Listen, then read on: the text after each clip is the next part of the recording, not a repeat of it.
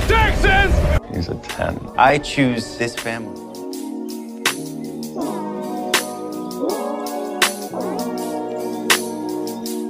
Hey guys, and welcome to episode 156 of 911 Lone Star Roundup. I'm one of your hosts, EJ, and with me are my lovely co-hosts, Katie and Grace. Hey guys. Hello. You may also notice on our social media that we're also saying 911 Universe podcast, which confused me the first day that I saw the post. Yeah. Well, that's like the name, and I put that just so people will stop saying, like, this isn't Lone Star. Yeah. It's in Like, memoriam, okay? Yes. It just took me a second when I saw it. I was like, so I did. I changed it on the Discord as well. Okay, cool. Anyways, I wanted to throw it out there so if anybody else was confused, we are still 911 Lone Star Roundup, but we are using 911 Universe as a different name. So if you see that, you'll know it's us still. Today we'll be talking about season 9, episode 5 of 911, which is entitled Dia de los Muertos. As always, there's so much to talk about, so we're gonna get into it.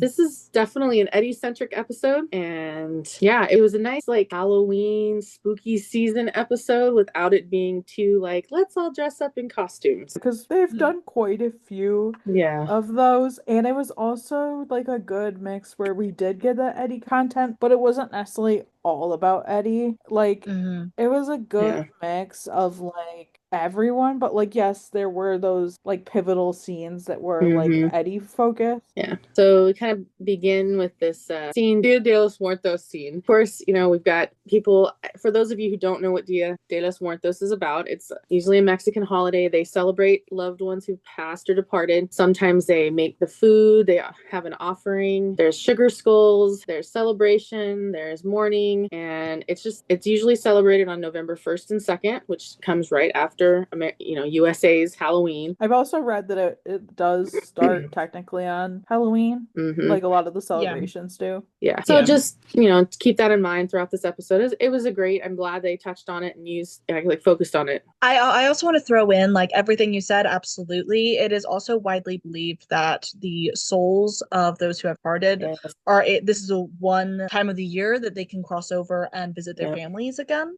So that's why, like, putting pictures of your loved ones up, like on an altar called an ofrenda, like that, they believe that is how they will pass over. Yes, great point. So I just think that's kind of context heavy for this episode. So we get an Eddie monologue, which we don't get very often. Eddie's saying, I know death. I've seen it. I've felt it, fought it. I've saved some people I never really knew and lost others whose names I'll never forget. One way or another, they all haunt you. Tonight, they say the veil is thin, that the dead walk among us, if only for a little while. Is that just something we tell ourselves to ease the ache, or is it real? Do they stay with us somehow? Hear us when we speak their names? Are they really gone if we still hold them in our hearts, if we remember? I was like, that just right there is really a powerful monologue. And I loved it. Yeah, it touches on what Grace was talking about, the veil being thin. That's like, yeah. And then we, you know, of course, as 911 does, we go back a week. So it's like, I have to remind myself, okay, this is a week beforehand. We see this guy going out of his house in a headless horseman costume with his girlfriend. This scene literally just ended me because it was just like, really like, I knew what they were gonna do with this whole thing. It was so see, I will say, like, I found this funny. Like, I found it funny, emergency and everything. And storyline, that's for sure. But also, I wanted to smack these people upside the head. Literally. Like, look for some sense. Pick up your brain where you left it in the pumpkin. Like, literally, it's like, I do not get this. Like, I get it, whatever, it's Halloween, but I'm also, and I get, like, stupid.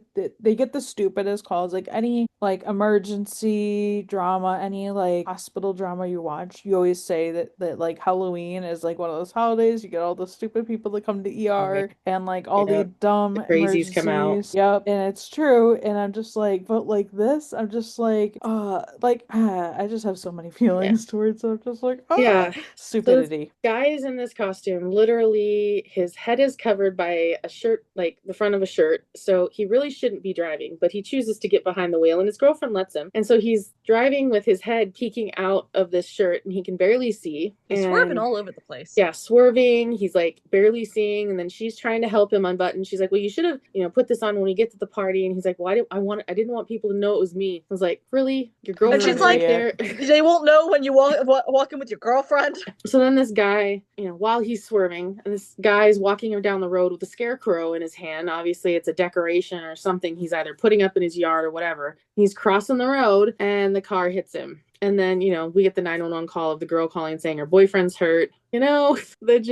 The way, of course, the 118 responds, and the girlfriend is telling Jim what happened. And, I was like, I'm surprised the 118 didn't think the guy was decapitated. That was I'm just gonna say, like, I'm like, from a just be distance. like, okay, well, that's an obvious sign of death. Okay, let's go. Yep. Yeah, I feel In like my they class, were that's like, classified as obvious sign of death. I feel like their guard is at least a little bit up, being that it's Halloween. I think if it had been any other day, they probably would have went there. Yeah. Because I'm sure they see like all these things. Yeah. Well, you have to remember that.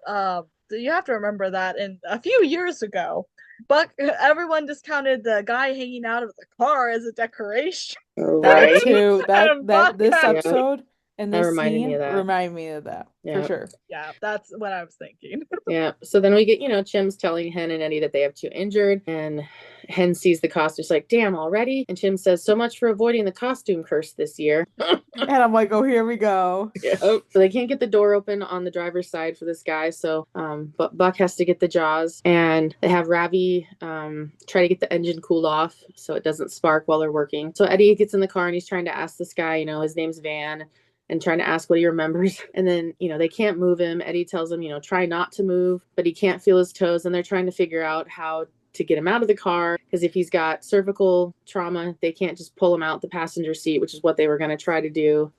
Then Buck tries to use the jaws of life, which are currently dead, so they can't use them, which I was like, this is just building up. But then Chimney realizes that because of the way the costume is so tight on his neck, it's actually creating like a C-collar. So they're able to take some time to get the truck to use the winch to pull the door off so they can get him out. And then the guy, once he's out of the car, asks, how the other person is. And Eddie's like, your girlfriend's, already fine. We talked with her, and he says he thinks he hit someone, but all they find is the scarecrow in the road. And I'm sorry, but this was just so funny. He's like, oh, but then we see at the very tail end of this scene, we see this guy walking around with head trauma, and he sees this fake Halloween costume or coffin with a little like sign that says RIP, and then like he crawls into the coffin and just lays down. I was like, okay, so obviously this guy is injured and something's going on, and he decides to take a nap. Personally, in the coffin. I thought this was iconic.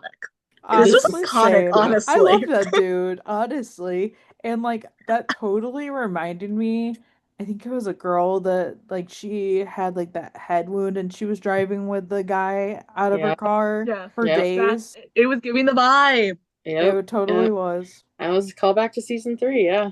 Also, I'm sorry. I'm just saying this right now, and then we can move on. How the fuck does this guy stay alive? He got hit by a car. We see them go flying. What are you saying? It does happen. He's alive for a couple of days with this. Like, they don't, like, this is not resolved for a couple of days. Yeah. Anyway, it's fine.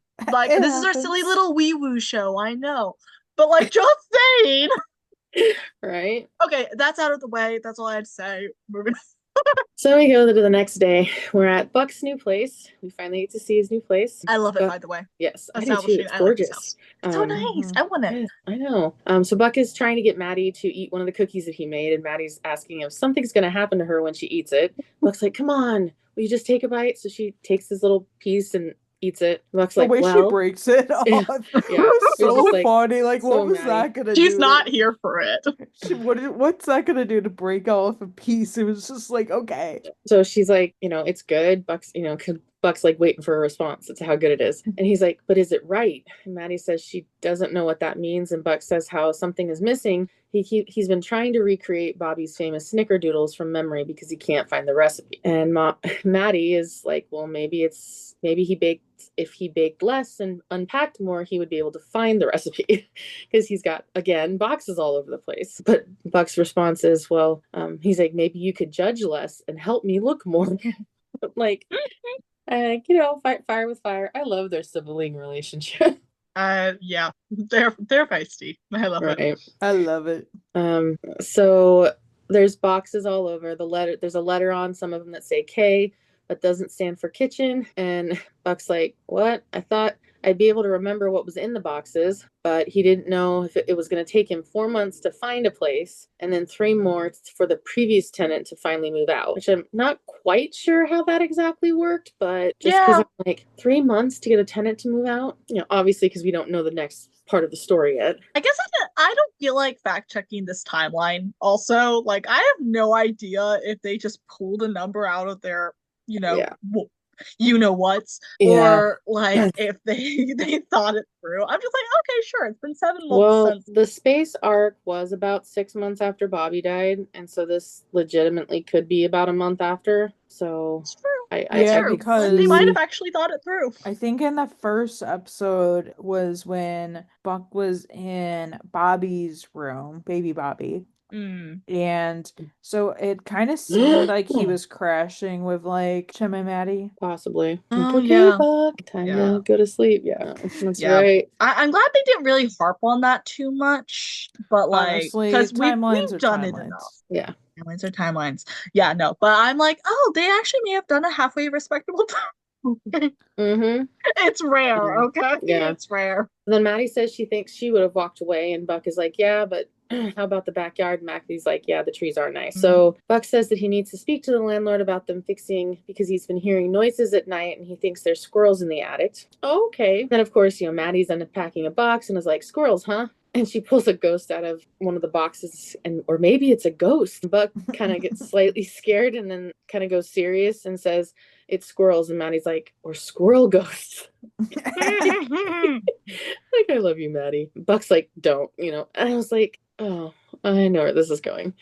He's like, why are you being like this? And Maddie says, because it's Halloween. It's the spirit of the season. She also says, maybe I'm sensing some paranormal energies in here. But of course, Buck's response is like, energies are normal, unlike you. Mhm. I Typical honestly thought that line siblings. was perfect. That like this Typical is great. siblings. Yep. Like my brother and I have similar banter to this, so I absolutely love this scene for that reason. I was like, yep, that tracks. Yeah. Yeah. So then we have this moment where Maddie pulls a picture frame out of one of the boxes, and you can tell she gets a little like caught off guard and choked up. She's like, wow. And Buck asks if she found the recipe, and then he comes over and he sees the picture, and Buck's like, oh yeah, I really miss him. And it's a picture of Oliver and Peter on set standing next to each other, but they've framed it now, and it's now officially a Buck and Bobby photo. And edited a lot of things out Yeah, of it. they Like, did. he had like his glasses like tucked in his shirt. Yeah. He believe they were holding things too. Yeah. And it was funny because I saw like the side by side online and I was like, oh, that's so funny. But like sometimes I feel like they take set pictures and they make them into character pictures and it Mm-hmm. just you can tell it's a set picture, which this you couldn't Mm-hmm. really tell it was a set Yeah. picture, which I Because was the what I fire truck liked was in the about it. background and stuff. Well, So not yeah, even that. Like you can just otherwise you can tell. Like they really it actually worked this right. time. And there's even a couple of pictures I noticed. I think TK and Carlos, and then one of TK and Gabriel were actually on set pictures of all of them as the actors. So I kind of like that, and now I know why some of them appear online. Is because that's their way of, oh yeah, and then we kind of recognize it because some of us Right. actually pay attention to the little details like that. Right. I also like I know they did this on Lone Star where they literally had days where they just took pictures for like their places. So they technically weren't like set pictures. They were Yeah. just ones they staged for that reason, which I think is super Mhm. cool too. Right. Mhm. And then Maddie, talks about how, she knows that he misses him. And Buck decides to take the photo and put it on the shelf with some books around it. And Maddie's like, that's a great place for it. Maybe he'll help inspire you in the kitchen. But I was that person who paused the episode to look at the books. Yeah, I did too. Like in the rewatch I did. I was just I like, say, because what the Evan hell? Buckley, when would you like own a book? I just like also like I want to like go back because I know there were so many scenes in Lone Star. Like side note where Paul was reading, I want to see what books they were Yeah. because I didn't really pay attention at the time for whatever reason. But it's just like any time in any show, doesn't matter what show it is. I just want to see it, and I'm just like, because like in my mind, he has like a lot of baking books and like cookbook and stuff, which and not It could have also been stuff he inherited too, which is Mhm. kind of cool to think Yeah. about. But yeah, it was a little funny. I did do the same thing. I'm glad to hear I was the only one. Oh, I'm sure. I didn't even think about that, but you're right. So then Buck, of course, has this moment of, wait a second, you don't even like snickerdoodles. She's like, no. Well, she didn't like these ones. It's not like she Okay. didn't like snickerdoodles at all. Yeah. So then we get this scene with Harry moving back in with Athena. Her room, I guess the guest room, second bedroom, has been kind of a catch-all for everything. Her exercise bikes, some boxes, and lots of stuff. Athena says, sorry, she's just been shoving everything into this room and she'll figure out where it goes. And then she mentioned how she just kind of like had closed the door and kind of forgot about it, not really thinking that he'd ever move back in. And May's like, is it a discussion? It was kind of like a not discussion. Yeah, she doesn't want him living at her place for the rest of her life. Girl needs her space. Right. So Well, Harry, I more got the impression that he was told he was moving Yeah. back Oh in. yeah, well Yeah, we That's know me how too. Athena is. Well, that's part of it. I mean, like, Yeah. like it's just like no, especially like now. So Harry says it's nice, and Athena's glad he likes it, and May says might as well leave it.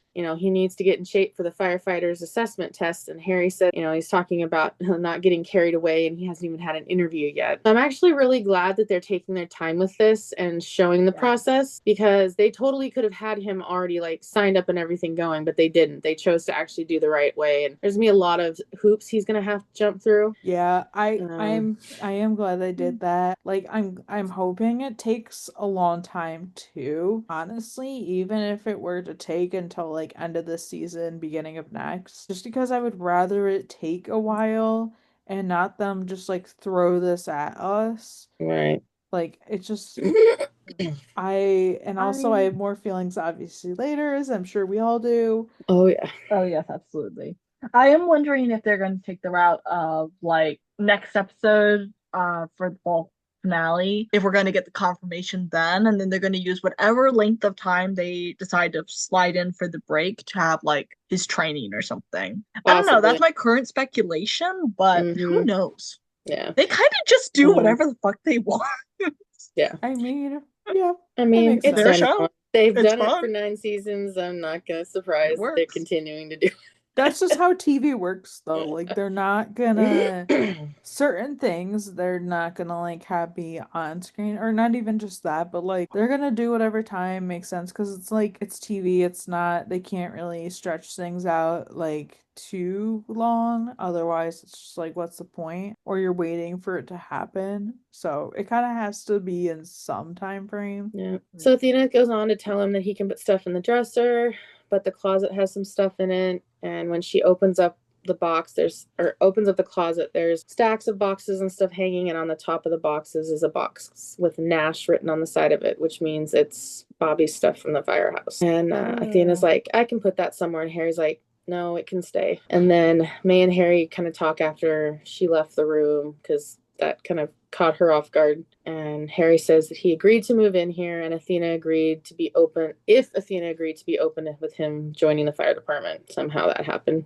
And May says how he doesn't need her permission, because we do know he's now 18. And Harry says, but he wants it. He wants her to support what he is doing, and he wants her to be proud of him, which I can understand. That's natural. I obviously everyone wants like their parents to be proud of what they're doing. They want them to be happy with their decision. There's nothing worse than knowing your parents aren't happy with what you're doing, or like are disappointed or whatever. So like, yeah, that's understandable. And a feeling I am intimately acquainted with.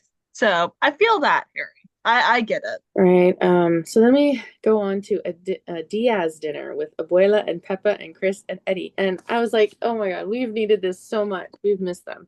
So Chris is off doing his math homework, and Abuela and Peppa corner Eddie and show them this prayer book and the rosary. And Eddie's like, what are they doing searching through his kitchen? And Peppa said, sorry, she didn't know he kept anything other than roasting pans above the refrigerator. Which I is was like, I Eddie, understand why do you why keep them in the kitchen? right. well, I feel that like that made sense, and I'm just like, he obviously kept it up there because Christopher was gonna find it up there. He was gonna be able to get up there to get it. That was like I was my just kind of like, main just put it in thing. your bedside table. Then Chris That's would my go main get it. thing. Unless there's a Well, lock and yeah, but key and he hasn't hit. no. What's he doing poking through his dad's? Anyway, whatever. Yeah, you make a good point. That's probably what was happening. But what would he be doing poking his dad's bedside table? I don't know. Whatever. Right. So Eddie kind of grabs it from them, and so it's book of prayers that Bobby gave him and Eddie's rosary beads. So Eddie puts them back up on the fridge, and Eddie says how the prayer book was a gift from Captain Nash, and Peppa was like, he was Catholic? And he says he was. And Abuela's like, about the, wants to know about the rosary. And he's like, it's his. And Abuela's like, Edmundo, you're going back to church? And she's all like super excited. Because, and I can understand that, I've noticed the friends of mine who are of the Latino faith or, background are very religious, and they always enjoy it when their family come back to that. So I can understand why she's excited. And then Eddie's like, he's only gone to a few masses, so let's not make a big deal about it. And, then on, Abuela goes on with, it is a big deal. He's reconnecting with his faith and your community. Bobby says he doesn't know how connected he feels yet. He doesn't know if he's doing it for him or for Bobby. Totally valid thoughts. And, Peppa asks how Chris feels about it, and Eddie says he doesn't know yet, and that's part of why he's keeping it in the kitchen on the fridge so Chris doesn't see it, because he doesn't want Chris to be pressured. Which, amen. I think that is so good. And like I relate to like Eddie and like his like being Catholic so much, because I had like a similar experience with like forcing into it, but it wasn't me being forced into it basically. So like basically my grandfather specifically and like his side of the family, like they're all Catholic. They're all like fairly religious, or at the time they were probably very religious.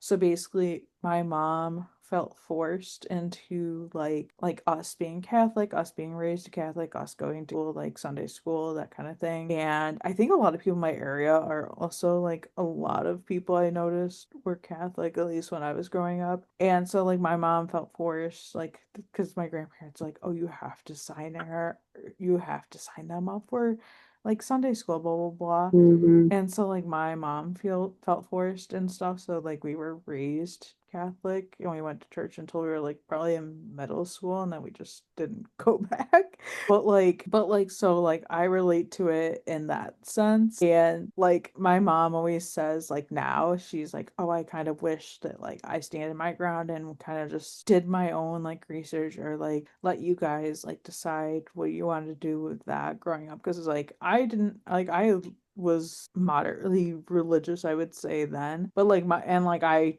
liked it and I whatever, but now not so much. And like my brother was the opposite, like where he hated it. So it's just like we were being forced into something that we don't really have a choice for. So I relate to everything Eddie says, especially with his perspective of Christopher, like not wanting to like force him into anything or pressure him, because that's like, if I'm ever a mother, that's like what I'm gonna do, because you never want to force something on somebody or force your beliefs. It's okay to like educate your kids, but you should educate them on everything. Right. Amen.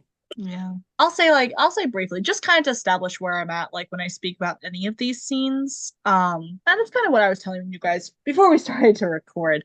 I was raised very religious. I used to be very religious. I was super devoted, and it was kind of thing where like I never like, it was very deeply established in my family, like religion. Like literally my older sister is a priest. She's also lesbian, so do with that information what you will. And married to a woman, do that information what you will, but like love it, respect it. I enjoy going whenever I visit them. I enjoy going to the church that they're both part of. But like I used to be very, very devoted. But then different things happen. I won't go into things. I no longer identify as religious at all. I am at best spiritual. And I have a very complicated relationship with even the idea of religion, largely just because I have seen so many ways in which it's been used to harm people. And I've also been on the receiving end of some harm from it myself, being a queer person. My mom used religion to call me an abomination not even a year ago. Not good at all. Yeah.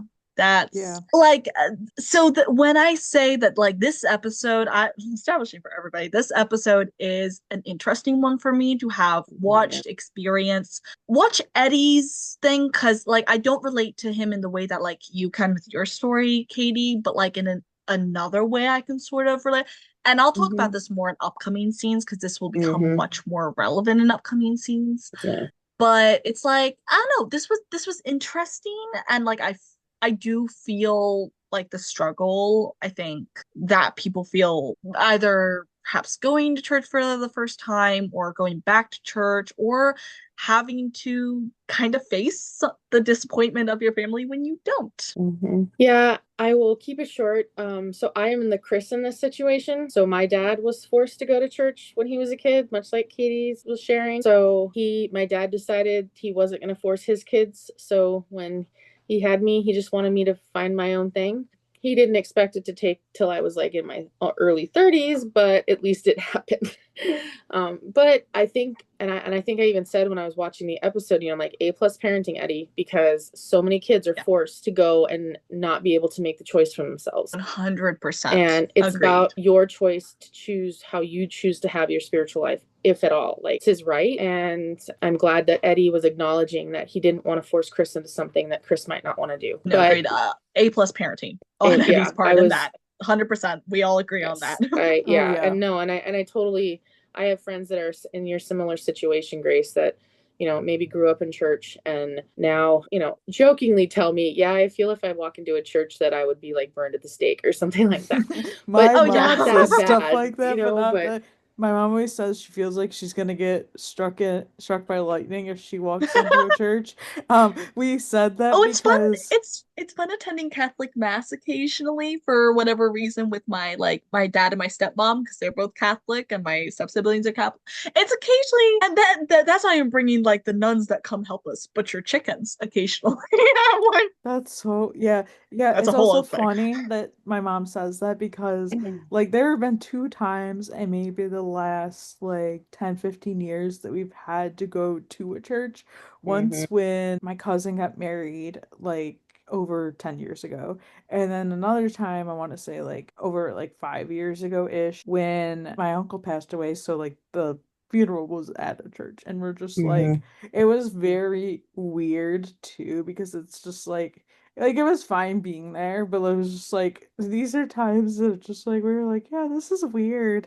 Yeah, and I think that, there's so much hate in the world right now that I also hate, I use that term differently, but that people use religion as validation for things that they do and say. And I hate that. Yeah. So don't use your religion to do what Grace's family member did to her, because that's just totally wrong in more ways than one. And I think that I'm glad they're finally bringing this up in Eddie's life, because he went through crap last season with the whole like Chris moving out, Chris coming back, all that.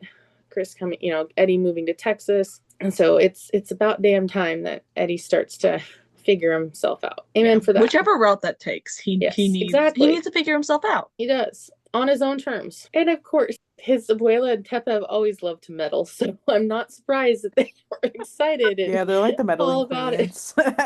I adore them so much. I adore them. Which, if it was any other character, like I would hate meddling, but like when it's them, I can let it slide just a little bit. They would have. You just know it comes from such love. Yes. Oh my!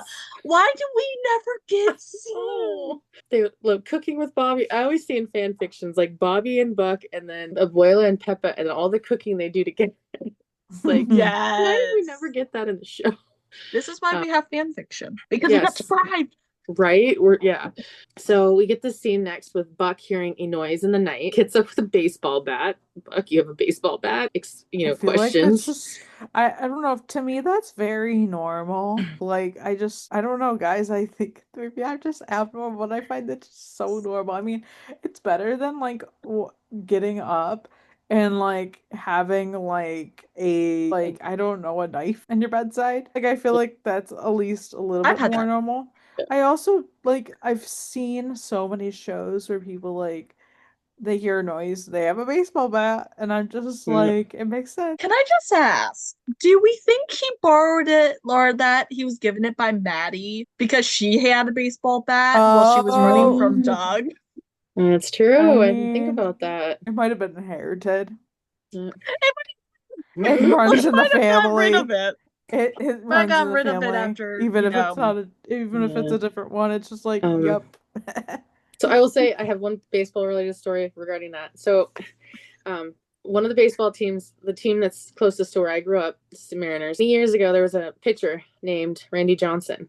And he has said in interviews that because he was like a super great pitcher and he had a huge fastball, he said if anybody ever broke into his house, they would not know what's hitting them because he kept a baseball at the side of his bed and he would throw it at him and it would be so hard that it would knock him out. Like it would, because he has like I think it was like over 100 mile an hour at some point. Don't quote me on that, Oh. but it was like yeah, I was like so just the baseball bat. It kind of made me think of that, and Love it's that. kind of cute. Yeah. So Buck sees glasses in the kitchen, and when he stands back up, he sees cream of tartar and thinks that's the missing ingredient. And then, of course, the camera pans to Bobby and Buck's picture. Yeah, it was very like very subtle the way it just panned to that. It was just like, oh, Yeah. Right. Ugh. So at the station the next day, Buck runs over. He's got his apron on. He's in uniform, and he's like, "Here, try this. Oh my god, you guys! Oh my god, you're not gonna believe this." And he's like passing out these cookies, and he's like, you know, you know how I told you I was having trouble with the snickerdoodles, and everyone just kind of looks blank, like, huh? And Buck's like, Bobby's recipe, and everyone's still kind of confused, and or a little bit, and then Buck's like, "Come on, guys! I've been working at this for weeks to find the missing ingredient." they're not And amused at all. right, right. Um, and Ravi's like, "If you say so." Buck's like, "Forget it, just taste." He gives everyone a cookie, and they taste it. And's like, "Oh, this is pretty good." Ravi's like, "How Cap was always an excellent baker." I love Chim's response. He's like, "You know what was even better about Cap? Not talking about baking."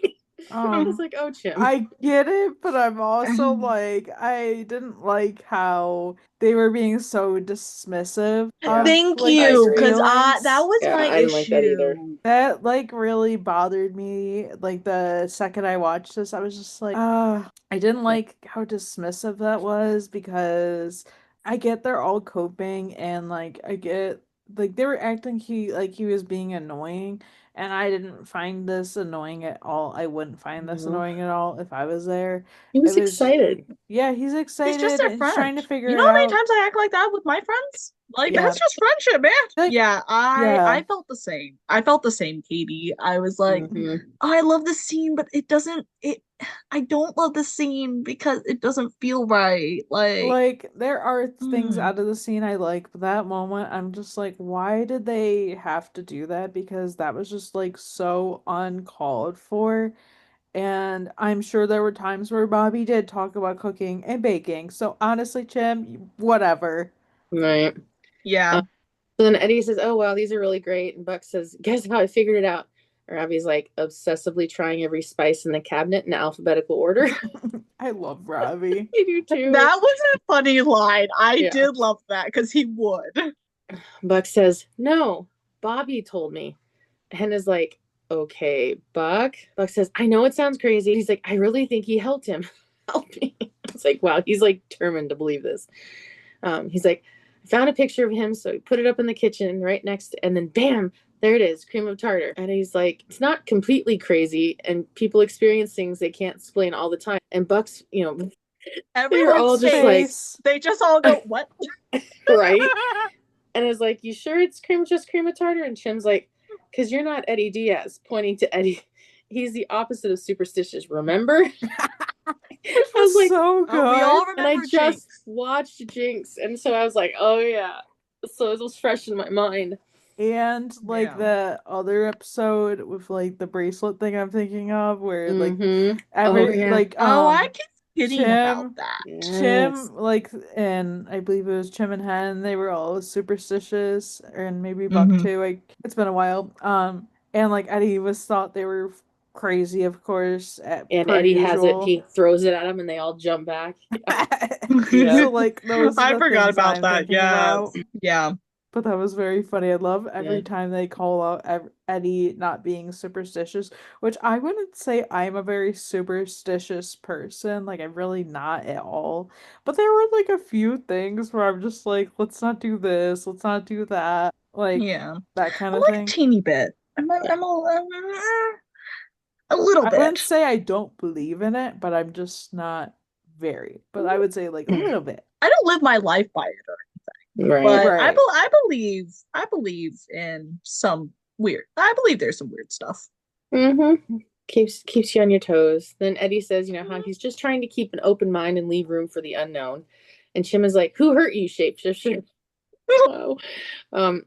And says how it's like, I wouldn't say it's the Do you want craziest that thing I've list in ever heard. alphabetical or chronological order? It has to be my Literally. answer. That was good. Thank you. And you know, Hen's like, whatever it is. And Buck says, how it's Bobby. And then they get a call, and Hen tells Buck to tell him we miss him. I was like, oh, it's kind of like, well, when you talk to him next. Yeah.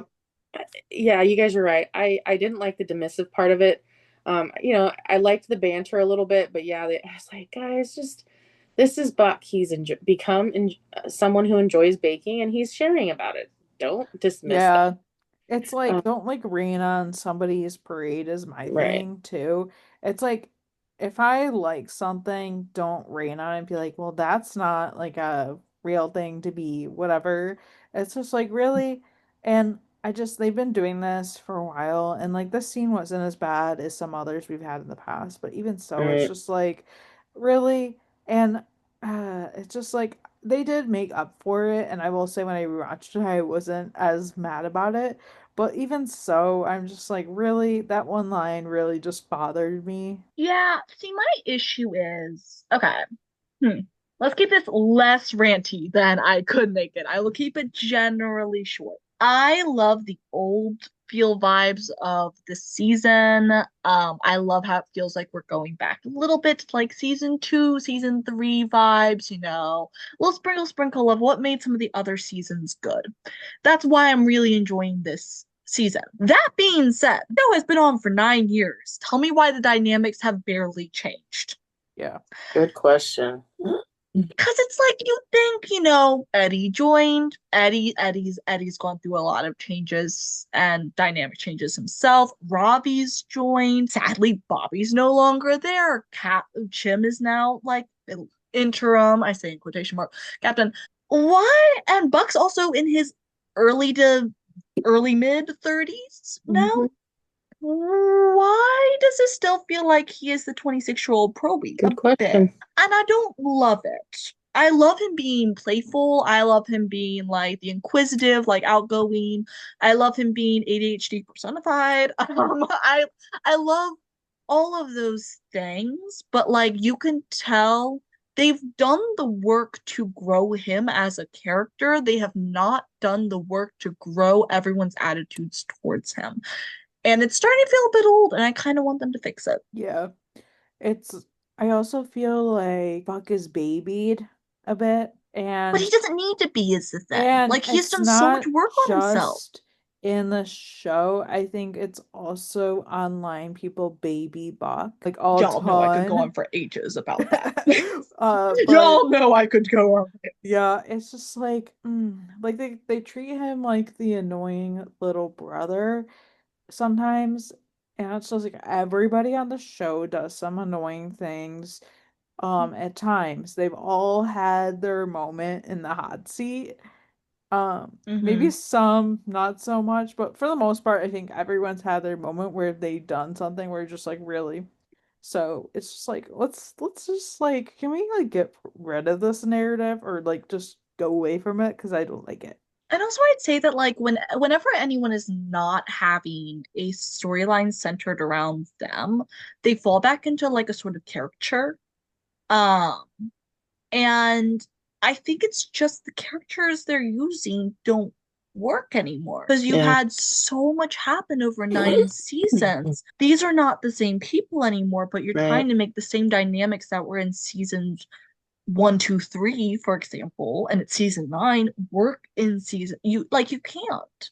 So Yeah. I really need 911. I need the writers to pick it up, move some things around because it's like, I'm sorry, if I was in Buck's situation, I'd feel like I wasn't wanted. And Yeah. that's not where we want to be going with this storyline. Like I know it's not intended to be malicious on anyone's part, No. but it's not coming off right. So I will rein in my tangent there. But I think I was concise-ish. Y'all know where. No, yeah, you make a really good point, and it's a really good question because, yeah, 9 seasons later, average of 3 to 6 months minimum per season, maybe 9 months per season. It's like 7 to 9 years later, and honestly, we have Ravi, who's not even a probie anymore. Yet Buck is still the one that's kind of treated that way. So I'm glad you asked that question. That's a really good one to think on and wonder. Moving on, we get our the inflatable pumpkin. I love this Great pumpkin, emergency. Charlie Brown. Sorry. Like it was funny because I was saying last week how in August I had seen the inflatable pumpkin like a picture of it online, and so I was like, oh well, I wonder what's gonna happen with this, and so now we're obviously finally getting it. Yeah. So this guy calls 911 because of their lost pumpkin, and Maddie's like, that's not an emergency. But then he tells her that it's going down the streets of LA and it's a huge inflatable, which it's a balloon inflatable. It's rolling down the road. It's not really that dangerous, but it can cause a lot of problems. People are running into it like Yeah. on bikes and Yeah. stuff. It's rolling Cars over can't them. They're see. falling Yeah. over. And like even like an inflatable thing, like even something of this size can still cause damage. Like it could still Well, it could hurt even have somebody. jumped into power lines and caught fire and then caused other problems. So yeah, this was definitely a problem. Yeah. So I love how they're like, I remember seeing at one point were showing the tracking map, and her and Maddie and Sue were like, oh, it's here now, and at this speed and rate and the winds, it's going this way, and there's this little pumpkin moving along the screen. I was just like, this is so cool. My main thought was they're so unserious, but that's in a slash pause way. I love it. Yeah. And then like at one point the cops like, oh well, catch it here, and then they get there, and then it comes down, and he tries to put the like spike strips down, and then like it just bounces right over it. I knew that was gonna happen like, too. I was like, I there's did no too. freaking way. There's no freaking way. It's an inflatable. Like it's not like the texture is different. Like it's more like velvety soft and stuff. Like it's like fabric. Where if it was like a huge ass like balloon, it's gonna pop when you get near those because obviously that's like a lighter plastic. Right. Or whatever. Or rubber, I mean. But like, yeah, plastic rubber. Yeah. So like that's gonna obviously pop because we all know what happens with when you do that with a balloon. What's gonna go. But like this, I was like, oh, there's no way. Yeah. Like who knows what would happen if it actually came down. But like obviously it bounced. I was like, oh gosh. I do think it was an idea. Like it wasn't a bad idea. It just didn't work. Like what else are you gonna? Even though I was staring at the screen, just going, shoot it. I know my roommate kept saying that. I'm like, well, I guess yeah, but I imagine the bullet would go through it, and I can't control exactly where it's going, and then there would especially if it ricochets with like the air, which is what I was thinking. Like that wouldn't be like it's not practical. Also, you're not supposed to go to like the highest force. You know what I mean? Like a gun. Yeah, and cops are asked to kind of use that as a last resort. So like they're. Which is absolutely fair, but I was just there like, listen, it's probably a million other ways this could happen. I don't actually want them to use a bullet, but also shoot it. Yeah. What else do you do? I loved Athena. So she pulls up, she gets out of her car, and she like all of a sudden she's got her taser out, and she's like, taser, taser, taser, which when cops use their taser, they have to say that 3 times. That's their signal. They're using their taser. And she tases it, and it like, I was like, I'm surprised it didn't catch fire, but And then I love Athena, like Maddie's like, Athena, you know, what's your status? Or 727L30, what's your status? And Athena's like, dispatch, the suspect has been subdued. Which was so funny. I just We're love just that she watching it pulled out her play. freaking taser. Like, that was so I like that good. because Yeah, as long I as no one's know. touching the damn pumpkin, like it's not going right. to hurt Yeah, anybody. exactly. Like Well, I have no idea it's how it like technically worked, but like it's like if they were to like try to tackle it, it's just going to crush them. It doesn't seem possible, but it's just not going to work. So, like, yeah, we ended up at a Yeah. great spot. Yeah. And then loved Maddie's it. like, That was nice great. work, Sergeant. And Athena says to the pumpkin, you know, because it's the face is kind of still visible. She's like, what are you smiling at? That was so And funny. That was like, It's it just like, has this little squeak. It just has this little squeaky as it goes.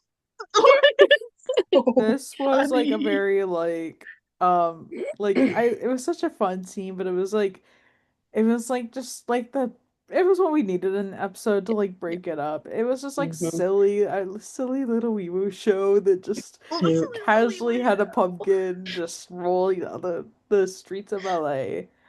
I loved it because it was a scene that was not connected to any of the other like plot lines. Like the Yeah. other emergencies Yes. we've had are connected to something or Yeah. other. Like it's all some way. But like I loved how this was just silly goofy. And Mhm. I love that. I love that method of just throwing something in there just for shits and giggles. Right. Yeah, amen. So we then get this scene with Eddie and Abuela going to mass, and they're leaving, and you know, and this is apparently the only mass on a Wednesday. And Abuela said how Eddie was trying to rebel, and Eddie says he wasn't trying to rebel, he just never felt that thing you're supposed to feel. And Abuela says how he wouldn't say it back, and Eddie's like kind of just testing the waters. He has every right to. And Eddie's like, the only reason why he went was because of her, and he loves her, which I thought that was a really cute scene. Um, and you know, then she shares that, you know, well, you were looking for God in the wrong place. I was like, it was a very cute scene for. I actually really liked that line. I'm just gonna Yeah, say, like looking for same. God in the Yeah. wrong place. I loved that line. Abuela had some bangers this episode, like Oh as far yeah, as she did. lines go. Like Great her one. and Yeah. Peppa both. I love them so I Mm-hmm. loved much. seeing them back, and it was Yeah. so freaking good. And I just the scene really was really good. Like Yeah. I loved it, and like yeah, it's very valid for Eddie to want to test the waters, and maybe this doesn't lead to anything for him, Yeah. but you know that's fine. That's okay. So then this scene leads to one of the scenes that I hated in this episode. This whole storyline, I hated This it. Y'all, storyline my was so internal stupid. monologue was on fire this entire time. I I'm just saying. I I hated this hated scene. this. I Yeah. hated it. I My internal monologue was really funny. It was in the I promo, just and I was like, I'm gonna hate that scene. Watched it, hated that scene. When I rewatched it, I did not really watch the scene. I was like, I remember enough where I can just like write some stuff out. I watched maybe like a little snippet because I was like, I need to get that one detail. But other than that, I was like, this scene can just never be viewed in my brain. Always will be Yep. skipped on any rewatch. I need y'all to understand that last night I stayed up to finish a horror I was reading, which had gory flesh related things in it. By the way, loved the book. It was fantastic. But I was feeling some squeamishness, you know. And then this episode happened. Oh no. And then something unrelated, I forget exactly what, something happened at work, which also had me like nothing along those lines or anything, but for some reason it had me feeling the same squeamishness that it was handling like people's spit out food kind of thing. These are all my things that will get me to vomit. Yep, And so yep. this scene was rough. Just saying, like, oh, your girl almost had to mute it. I was skipping through here a couple of Yeah. times, like it was just the So teeth and the anyway. no, I will go through this quickly. This church, bunch of people in it, trying to do an exorcism on this girl who's basically tied to an altar at the front of the church. She's like lashing out. They're saying she has a demon inside her. Pastor gets too close to her. She reaches up, and like is able to bite the pastor, but then her jaw won't let go. 118 shows up. Buck escorts everybody out, and they see this one person. Like Buck watches this guy pull this certain door shut, and Buck's like, why did he do that? Like, what are they trying to hide? So then Eddie's asking about medical conditions and health stuff, and the parents say she's healthy. She had just attended a school program in Costa Rica last month. It was a missionary trip, and ever since they've been keeping her close, quote So she unquote close. says. So she says. We don't Mhm. know if any of those Right. details are true. Yeah. Yeah. So then all of a sudden we get this call from Buck. Buck's kind of exploring this room that was closed, and he finds this very old rusty cot in the back. Looks like this girl had been chained up to it for a while. There was a broken bed rung, had blood on it. Buck radios saying he thinks he knows where the devil came from. I actually thought it was more medication they were giving her to make her act like this, but it ended up being that Buck tells Chim, Buck goes to Chim. Chim goes to Buck. He sees what's going on. And because of that, the poor airflow could have been mold, ended up being, Chim quickly figures it out that she's got tetanus. And I will forever, if I get a cut, go back to the doctor and update my booster for tetanus shot.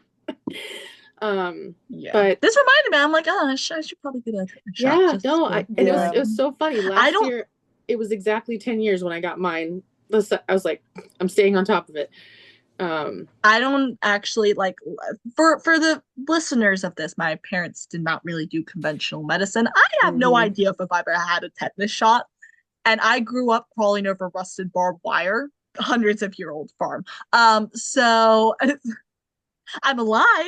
Yeah, Yeah.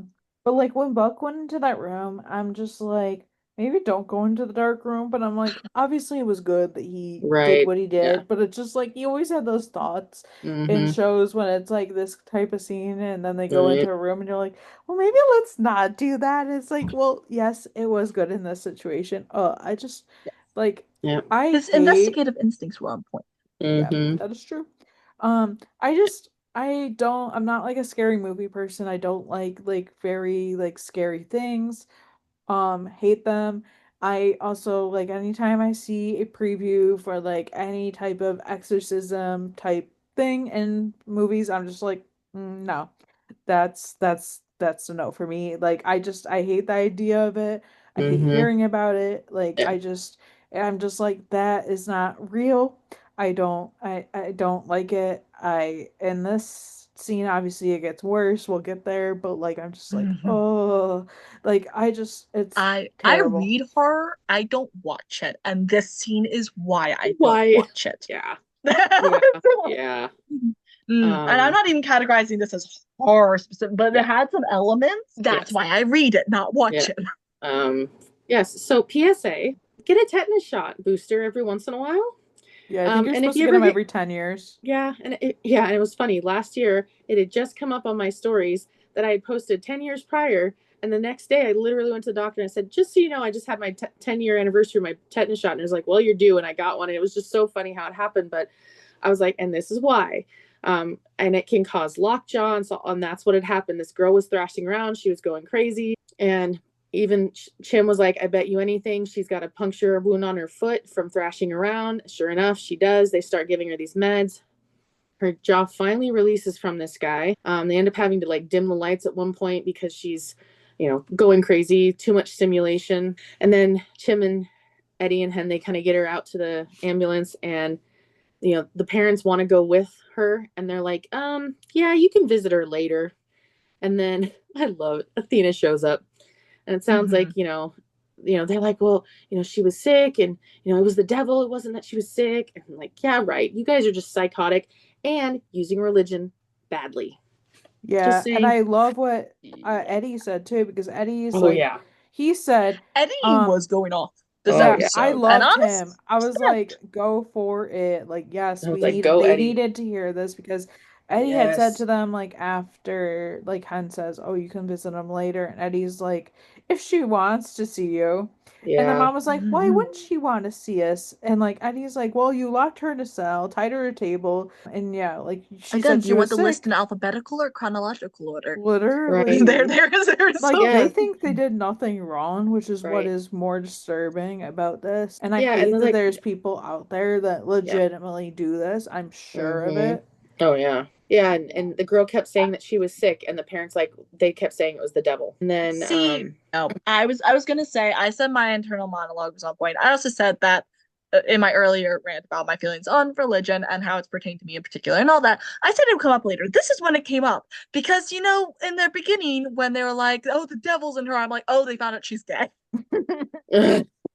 That's where I thought this was going at first. If that oh says anything, oh and I was like, "Oh no, okay." Yeah, yeah. I But don't like I that also was don't going on. That love was the going on. term of the devil. Like I hate when it's one thing to joke and be like you're such a devil. Like I will Right. say that to one of my dogs all the time. I'm like you're being a little devil, but like that's different. I'm joking. Yeah. I hate when people are like she's got the devil in her blah blah blah blah blah. And I'm just like no. No, I'm sure he's got better things to be doing. Like Right. I don't. That's my general Right. thoughts. Yeah, Yeah. it was certainly. This was a scene, and none of us will want to be watching again. That's for Yeah. sure. And the dad tries to say, like, well, we know what's best for our daughter. And Athena shows up and's like, yeah, that sounds like something for a higher power to decide. And she arrests both the That high power being parents the judge. and Yeah, and that guy. the pastor for false imprisonment, child abuse, and endangerment. I love that she did arrested all three of them, the pastor included, which Yeah, as he should be. Go off. Like, go yeah, Athena. literally. And like I was like, oh, unfortunately, you do like you not unfortunately, unfortunately, but in a joking way for posterity of my future career, like you do have to treat the pastor as well. Like he has a very badly Technically, bitten shoulder, but he will be in prison for that one. So, yes. or he will be in handcuffs for that. Yeah, I I'm glad mean, they all were arrested. yeah, Athena served. Like Yeah, for literally sure. did. Yeah. Yeah. So back at the 118, we see that Eddie's looking at the prayer book that he has in his locker now. Instead of on the fridge, it's in his locker. He's staring at it. And then Buck comes up and finds him and says, asks what him and Chris are doing on Halloween. And Eddie says they're just ordering a pizza and gonna watch a movie. And he asks, why? Which I'm like, oh, can we get some like Diaz and Buckley family fun? I don't know. It's been a while. Buck says, he wants to know if or Eddie and Chris will come over. And he's like, so they can talk to Bobby. And he I shows was him a like, Ouija board. no, no, literally no, not the Ouija board. I was just like, why? I was just like, this made me cringe so hard. I was just like, ah, no, Vodka, sweetie, Right. no. So then Eddie is like, Ouija board, do you really think that's what my son should be doing on Halloween? And Buck says, well, I checked and it's ages 8 and up. I'm like, fuck, please stop talking. Uh, Yeah, it's like I don't really care. It's fine, but like also Buck, Yeah.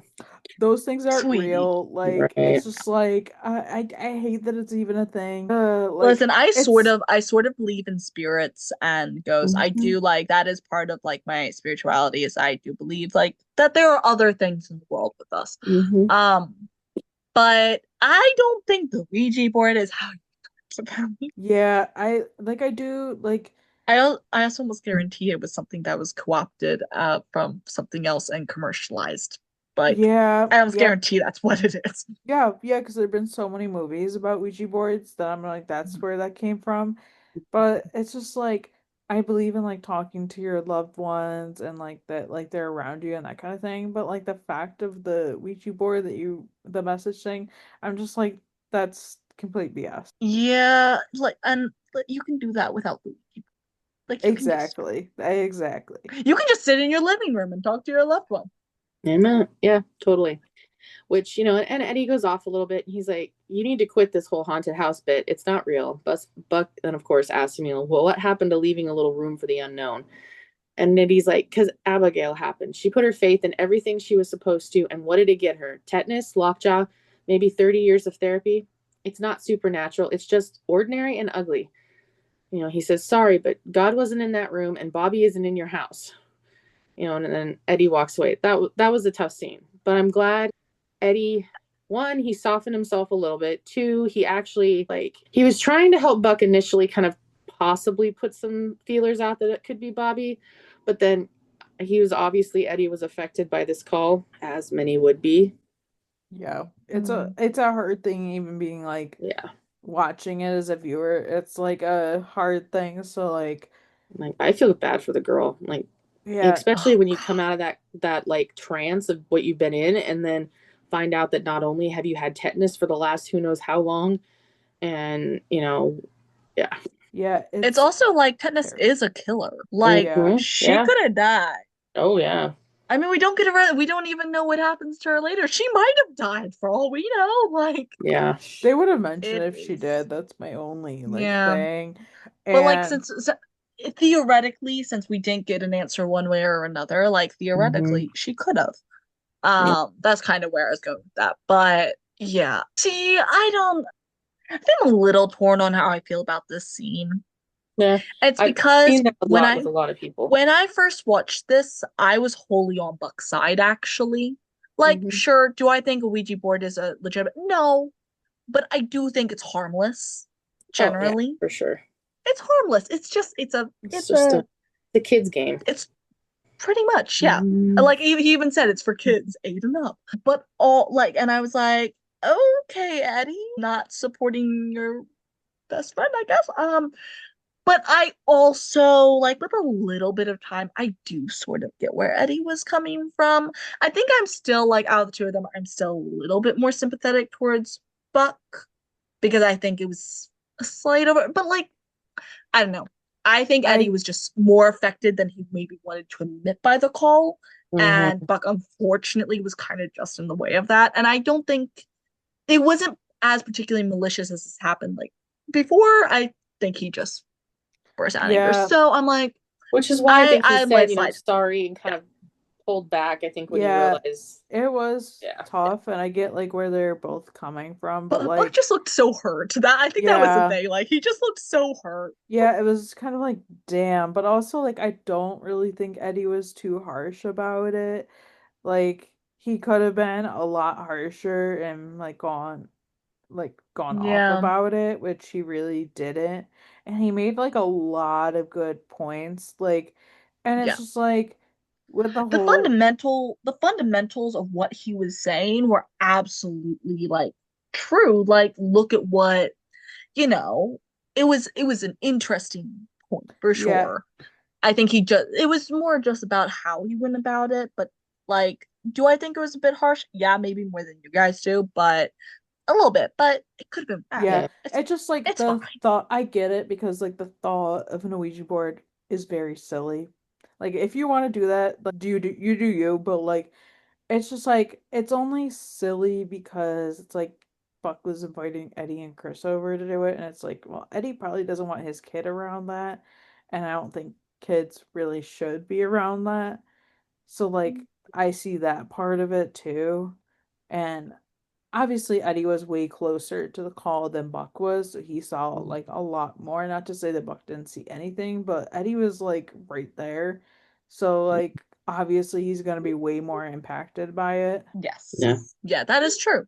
Yeah, and just for my peace of mind, because I had no idea like exactly the causes of tetanus, what tetanus does, but it's a serious, potentially fatal bacterial infection that affects the nervous system that can cause lockjaw, stiffness, spasms in the neck, back, and other muscles, difficulty swallowing, fever, sweating, and irritability.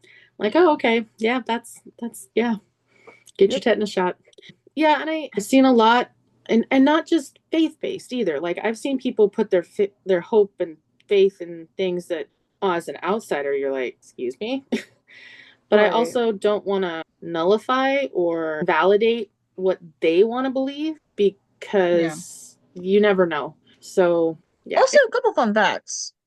When you're done speaking, sorry. Oh no, go ahead. I looked up Ouija board because I was truly curious about where it came from. I was like, wait, is this Yeah. something that like as people do, we co-opted from a particular culture and then commercialized it? Like, is this one of these things? So no, it traces back to China in a couple of forms, like in the um 12th century. But that's more about like the forms of writing used. It became popular during the Civil War, where mediums began like supposedly allowing people to contact like their loved ones, that kind of thing.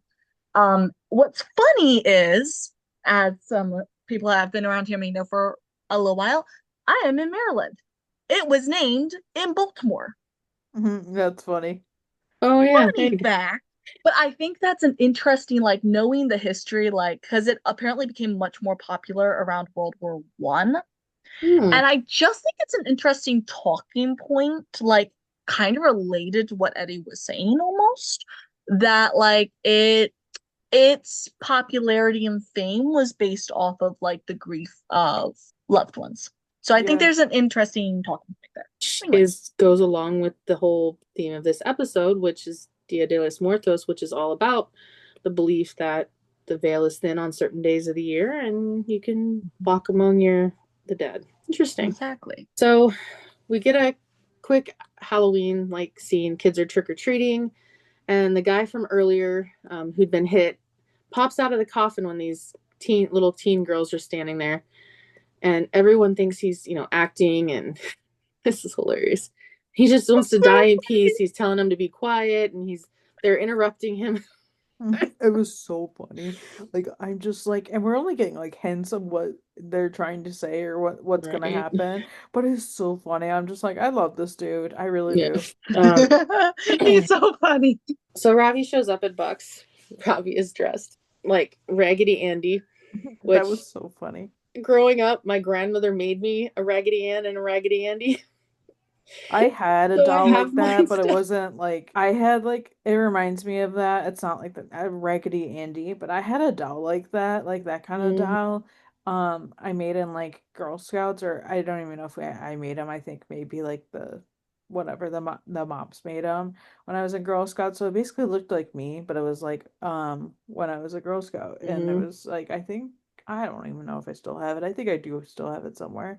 But that's what that reminded me of when I was looking it up earlier. Yeah. But I was like, wait, why does he actually really slay this costume? He really It's does. really good. Yeah. Oh, Uh, Robbie, I love you. yeah. So Buck's not in costume, and Ravi's like, I thought we were going out. And Buck says, I lied. And so Ravi comes in, and they go in his living room, and Ravi sees the Ouija board, and he's like, okay. He probably felt like he was becoming part of the occult. Buck says, I can Yeah. explain.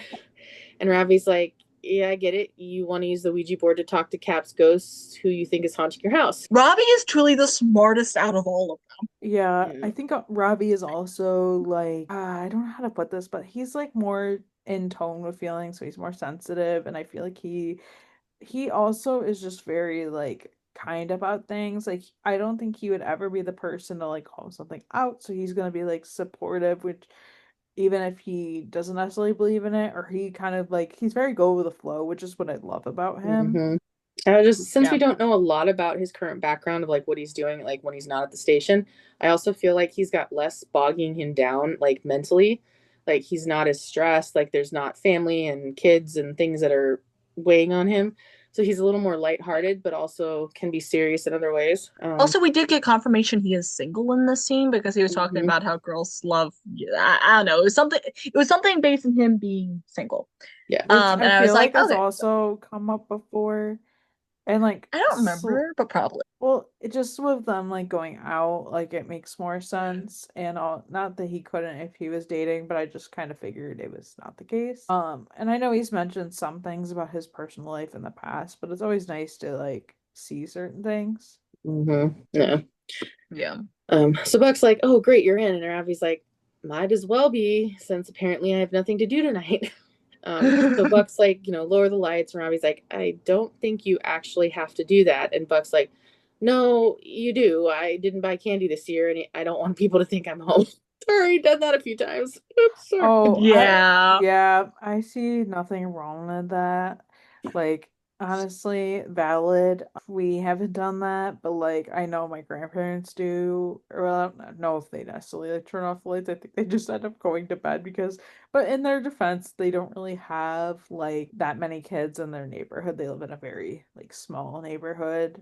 So Yeah, my family's done that a fair amount of times. But then nothing wrong with it. I grew up not trick-or-treating. Just I did not go trick-or-treating until I was 19. Um, and that I have not been since, to be clear. Um, which, oh well. I mean, for adults, I want free candy. But Yeah, you don't have to pay but for it. I don't have to pay for all my candy. Um, anyway, but my family's definitely done it before because it's like, oh, we don't want that. No, bye bye. We're not home. Yeah, so Ravi, does turn the lights off, and as they're kind of doing this on the board, they slowly are spelling out words, and all of it, they get down, and Buck's like, "We have a message. You're an idiot." And he's like, "Really, Rav?" And Ravi's like, "It's what Bobby would say if he's here." And Ravi's like, kind of sorry, but not sorry. I But then, as mean, they're like he's not wrong. bickering, they hear something, and then they run in the kitchen, and Ravi says, "There on the shelf by the picture of Bobby, there's a footprint." So Buck asks for a flashlight and they for a boost, and Buck goes up into the attic and finds a squatter. And so we get this scene of him screaming as they kind of come face to Which face. I was like, I get it, but like going up into the attic, I'm just like this. I have like a feeling I have is every time I go down into my crawl space and it's dark and it's scary. I know nobody's down there, but it still freaks me out a little bit going in there. I'm just Mm, like, I have a knife, like be alone. right? Even though I know nobody's down there, it's just like a very weird feeling when you're in like a dark place. Yeah. Yeah. Quite frankly, I think that Buck reacted very reasonably. Yeah. I Yeah. also would have screamed about finding a strange man in my attic, but I feel like for us, it's also different fears. First, he has the police show up, and the officer goes on to explain that, according to Buck's landlord, he's used to live here. And Buck is like, "Yeah, but I thought he got evicted." The officer said how they served the notice, and then he disappeared. And Buck is like, "Into my attic?" And the officer tells Buck that they can charge him for trespassing, illegal lodging, and vandalism. And asks if that's what Buck wants. And the guy kind of comes out in handcuffs, and Buck asks if it was fun for him, making Buck feel like his house was haunted. And the guy said Buck was an idiot and that Robbie was right. But and then Buck gets upset, and so he tells him he's gonna press charges. And how about that? Buck says, "Get him out of his house and lock him up." And the guy I love says, that scene or "Yeah, that line, oh that whole thing. yeah." And I'm the just guy's like, like, go Buck, because like "Yeah, it's just like it's a gross feeling when somebody breaks into your house. You almost feel like dirty, like yeah," you're being watched, and like you're it's like a violated. gross feeling. Yeah, Yeah, exactly. And it's just like so like obviously like he had every right to do that. And it's just Mm, like it's just disturbing to think about like how he got in, that kind of thing. I'm like, ooh, it's gross. yeah. yeah. And the guy's trying to say that it's his house, and Buck says, "No, it's not anymore." And the guy says, "You can't keep me out. I got in before. I'll get in again." And they start to read him his rights, and Buck's like, "Hey, wait." And he asks, "Where's Bobby's recipe is?"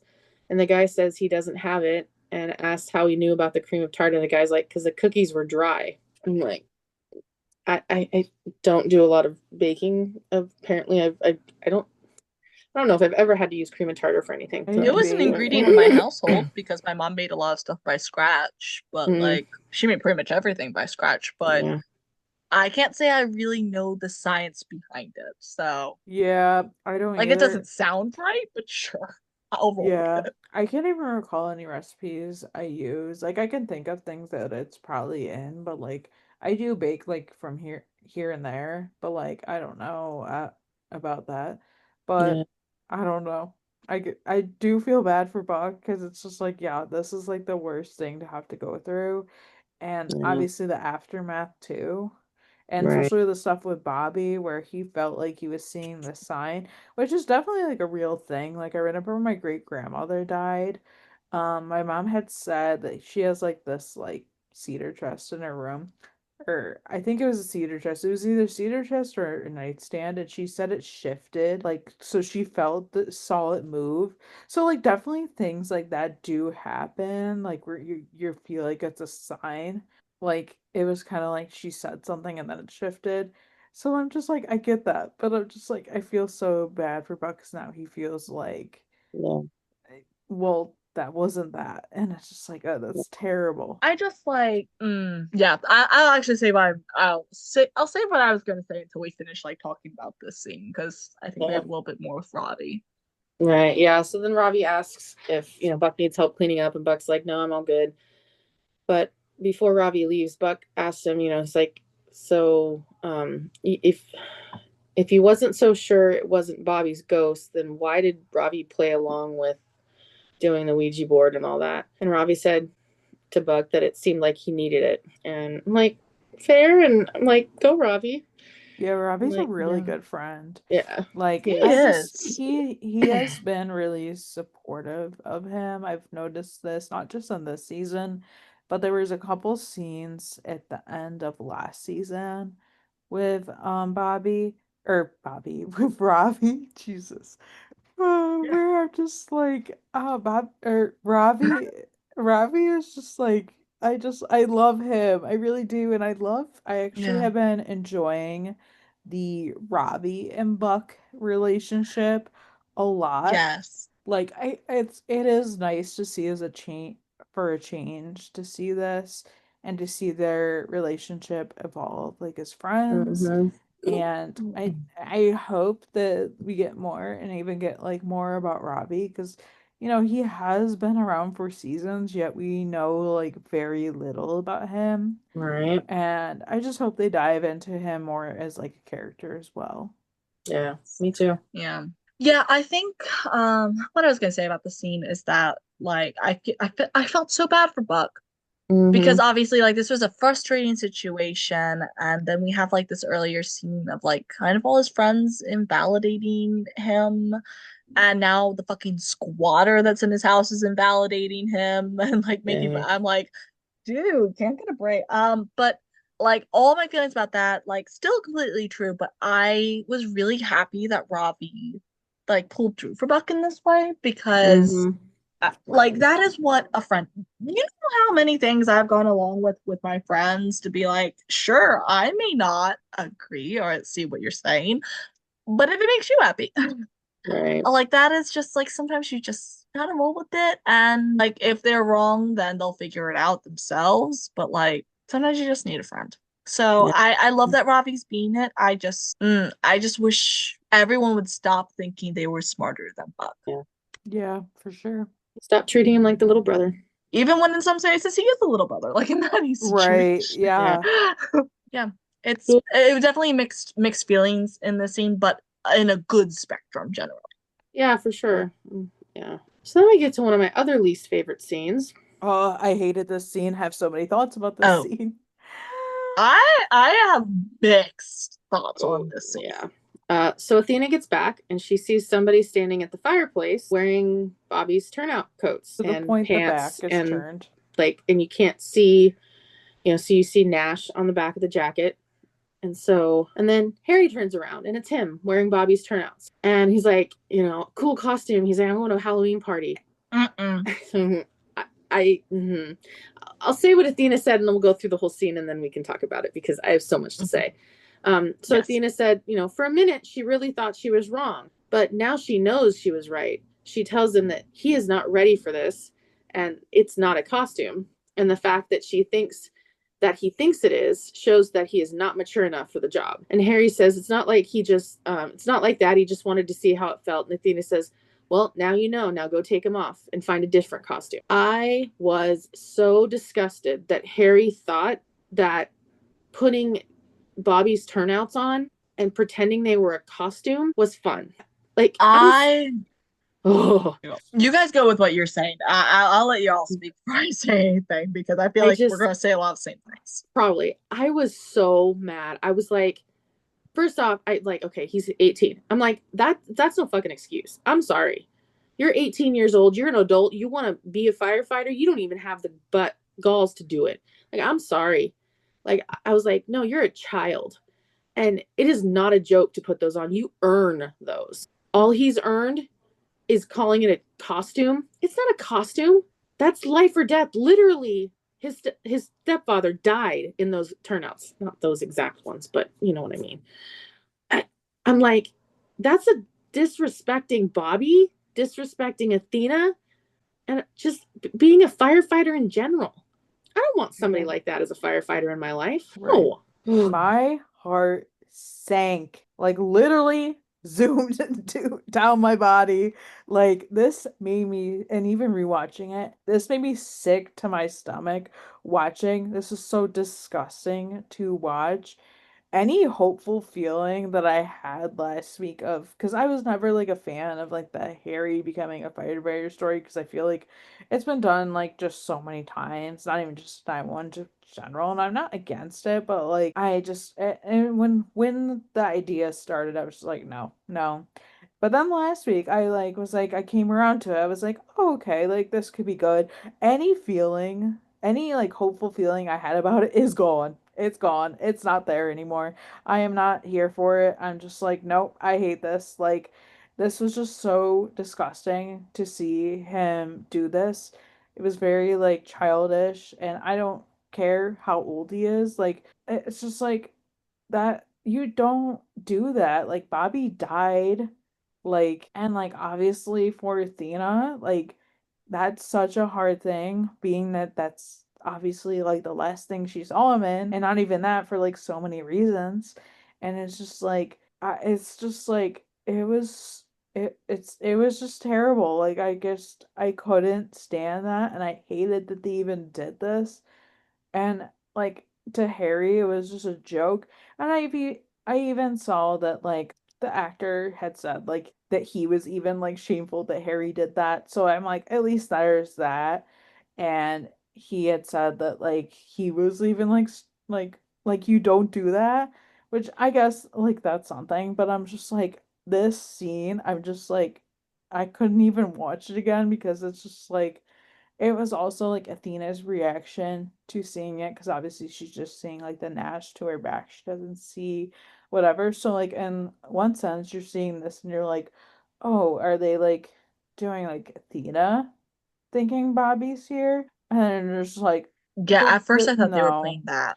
I'm like, Yeah, this me is too. not a joke. And I just felt like it was a joke. And I'm just like, oh, I can't stand it. I have very mixed feelings. Um, More mixed feelings about like the long-term implications about this than like the actual scene. I didn't like the scene. And I think as it sat with me, I like it less. Mm. I absolutely agree that like saying he's 18 is not an excuse. In the same breath, I for anyone listening, I'm 23 and I'm only just entering the fire department. And I'll be 24 before I'm hired, or officially part of the fire academy, in a career sense. So Mm. to give a frame of reference, I've wanted to be a firefighter my entire life, my life dream since before and you know I've gotten a fair amount of comments on like me waiting so long to be in my early, like almost mid, like when I turn 24 I'll be considered in my mid 20s, be Mhm. almost in my mid 20s to start. This is why. Now this was not specifically the reasoning behind me waiting. When I turned 18, 2020 happened. I was Yeah. I was turned 18 during 2020. And obviously there was not I don't know how hiring processes worked in the pandemic, but it was very different. I decided to go to college first, get some life experience, and I cannot tell you how valuable that was. Yeah. Because I am a much different person now than I was at 18. You guys knew me when I was 18. Y'all Mhm. know I'm a different person now. Like, Yeah. fundamentally, I'm still the same in many ways, but like, I'm fundamentally a different person. I am currently in EMT class. I just passed my mod 1 exams. And Yay. thank you. And I have not coworkers, but students that are in there that are 18. And I have a lot of people in there that are younger than me, actually. And some of them I would be okay with treatment. Others, no, no, no. And now, granted, we are 1/3 through the class. That could potentially change. But it's just, I know adulthood is like you're considered to be an adult at 18. But my hot take is I am no longer very sure that you should be allowed in before at least 21 to a fire department, police, or military role. Because what do you mean you're sending barely legal children out to do a very intense job? That's a wild take. And I know I'm going away from the scene, but I am making a point that, like, I think he was being a dumb kid, but you cannot be a dumb kid about some things. And I would have been perfectly fine if he had just tried on the turnouts to see what it felt like. Me too. Yeah. Like, actually, I would have preferred that so much more. Like, even if Athena had come home and thought, like, for some reason, oh, he's using the costume, he was like, actually, I just kind of wanted, like, get the feeling. See what it felt First like. time I put on turnouts, first of all, I was dwarfed. They were not my size. I was just borrowing them. First time I put on turnouts, I was like, like, there was also it was very hot in there, but it was also June. It's a powerful moment. It is. But I hate that they took that route, because what do you mean you're trying to sell us on this? What are you trying, like, I'm not happy, and I do agree with what Athena was saying. Like, and in the moment I thought it was a little harsh, but as I've sat on it, I don't think it was. Yeah. I agree. Because you think harsh things need to be said. Yeah. Yes. Like, I do agree on that. Sometimes you have to be. And I think Harry needed to hear it, because, again, it was not malicious. We all know it wasn't malicious. He just was being stupid. Yeah. But I'm not pleased at all with how that all turned out. And I don't know. I'm just again, going into the field, it's not that I mind people wearing it as a costume, but I think there is a different tone here. And I also think, like, sure, I could dress up as a firefighter for Halloween this next year and not invalidate my job by doing so, even though I'd be able. But it's not a costume at that You're point. not That's just my job. somebody else's turnout. And I think not wearing your dead stepfather's. And I think that's what really upset me, was like, I'm fine. Like, you as a kid or even a young adult want to go out and, like, go get a costume firefighter jacket or a plastic helmet and say, I want to be a firefighter this year. Cool, do it. Like, no problem. Hell, an 80-year-old grandma could do that and I'd be fine. Hell, I like, thought we about all doing agree. that next year, because I have the fire dog costume Oh, for yeah, my dog. I thought about doing that. Yeah, you should. Yeah, so I'm totally down for that. But just the way they went about that and having him say this is a costume, and when the helmet, the boots, the jacket, the pants, I'm like, come on. That's just, they could have done so much more with that. I would have been even fine with it, him just saying, yeah, I just really wanted to feel what it was like. And I would have been okay with that, or more than okay, like, better about it. But now I'm like, kind of like Katie said, like, you want me to support him becoming a firefighter, and this is how he's acting. And I used to be on another podcast, and we talked a lot about a mental growing and stuff. And we had a friend on there. I had a friend on there, and she's a counselor therapist. And she always joked and kind of jokingly said, kids aren't done growing, or their brain's not done cooking until about 25. Women, little younger. I believe that's scientific. But it's scientifically proven that the brain is not fully developed till around 25. So these 18 to 20-year-olds who are making these major decisions, sometimes they're not fully developed enough to make those decisions. And so him at 18, that's why I was like, I can kind of give him a pass in some ways, but I was like, that's not how you get a pass, dude. Like, that was totally not how to do it. This. No, not this way. Like the whole, like, frontal cortex is part of the reason why my whole, like, I don't know, people should be entering there before at least 21, because literally that part of the brain is the part that governs your decision making. Right. Yeah, and like, you can't become a police officer until you're 21. Yeah, most places you can't even go through the It's training true. because a lot And of states you can't own a firearm until you're 21. yeah, Oh, yeah, that's probably why. that's true. You can't, and I do think fire should be the fire and military, because you can join the military at 18, which is kind of wild. That you can, but I think they should all be along those lines, and it's for these reasons.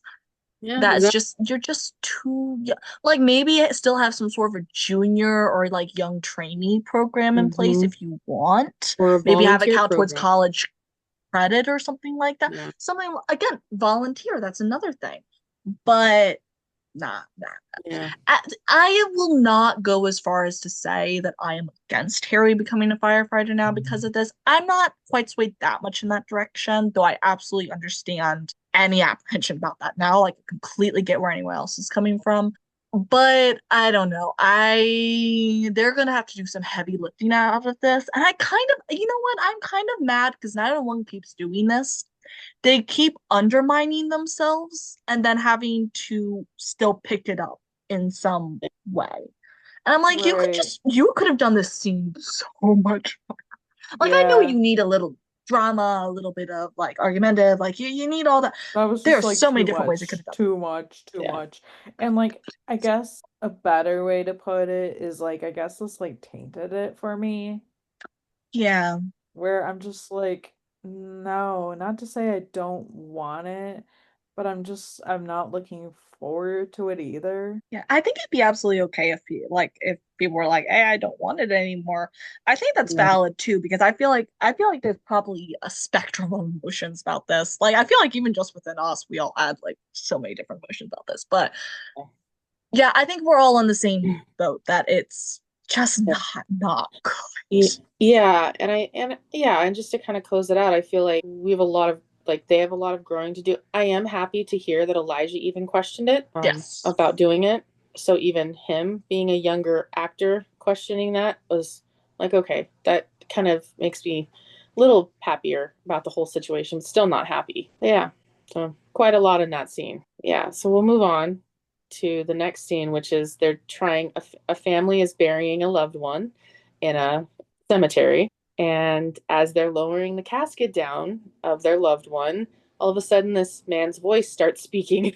And Say, nope, this one's taken. Find another one. That was so funny though. like, I can't even get mad I about love it. It was just, I was yeah. laughing. Yeah, I thought it was really funny. But Yeah. also, how did no one notice it? Yeah. The grave dig well, I guess the grave was dug the night before, but like all the things that had to be Yeah. like set up ahead of Yeah. time. Whatever, Right. it's fine. Moving Yeah. on. Yeah, so the 118 show up because this guy is down there. They did say, like they brought the casket back up and then moved it and they found him laying down there. And it's the guy from the beginning of the episode who got hit by the car. She's like, that's not my husband. And then Buck's like, was the guy alive? And the guy says, no, he's not alive. But because the guy thinks he's dead. And then Chim, asked Hen what Hen's thinking, and she's like, psychiatric or substance. Buck's like, well, maybe he has a concussion. And so Eddie goes down there and he says that they just want to talk to him. And Eddie's like, how about this gash on your head? Looks pretty nasty. And he's like, and he said he got a gash on his forehead. And he says a man in a blue car ran him over. And he asks him, if he's got, good luck, or what. Yeah. Well, you asked him if you got a good look at him. Yeah. And he said, he never saw his face. He didn't even have one. So they all quickly clue in that they're like, oh, so this is who actually was holding the scarecrow crossing the road. So Chim and Hen both figure out that it's Cordard syndrome, which explains the psychiatric disorder. It's like walking corpse syndrome. Like their brain thinks they're dead, but their body is still functioning. They kind of just feel like they're dead and they want to die. But they're not really dead. So they do this whole like quote unquote like try to shock him back to life, and Eddie tries to play along that he's dead and I don't have a pulse, and then they try to pretend to shock him, and then all of a sudden he's alive. I've got a pulse, and he's like, oh, I This am was alive. so funny And because it was yeah. so self-aware of how stupid it Yeah. looked, and I was just like, this is fantastic.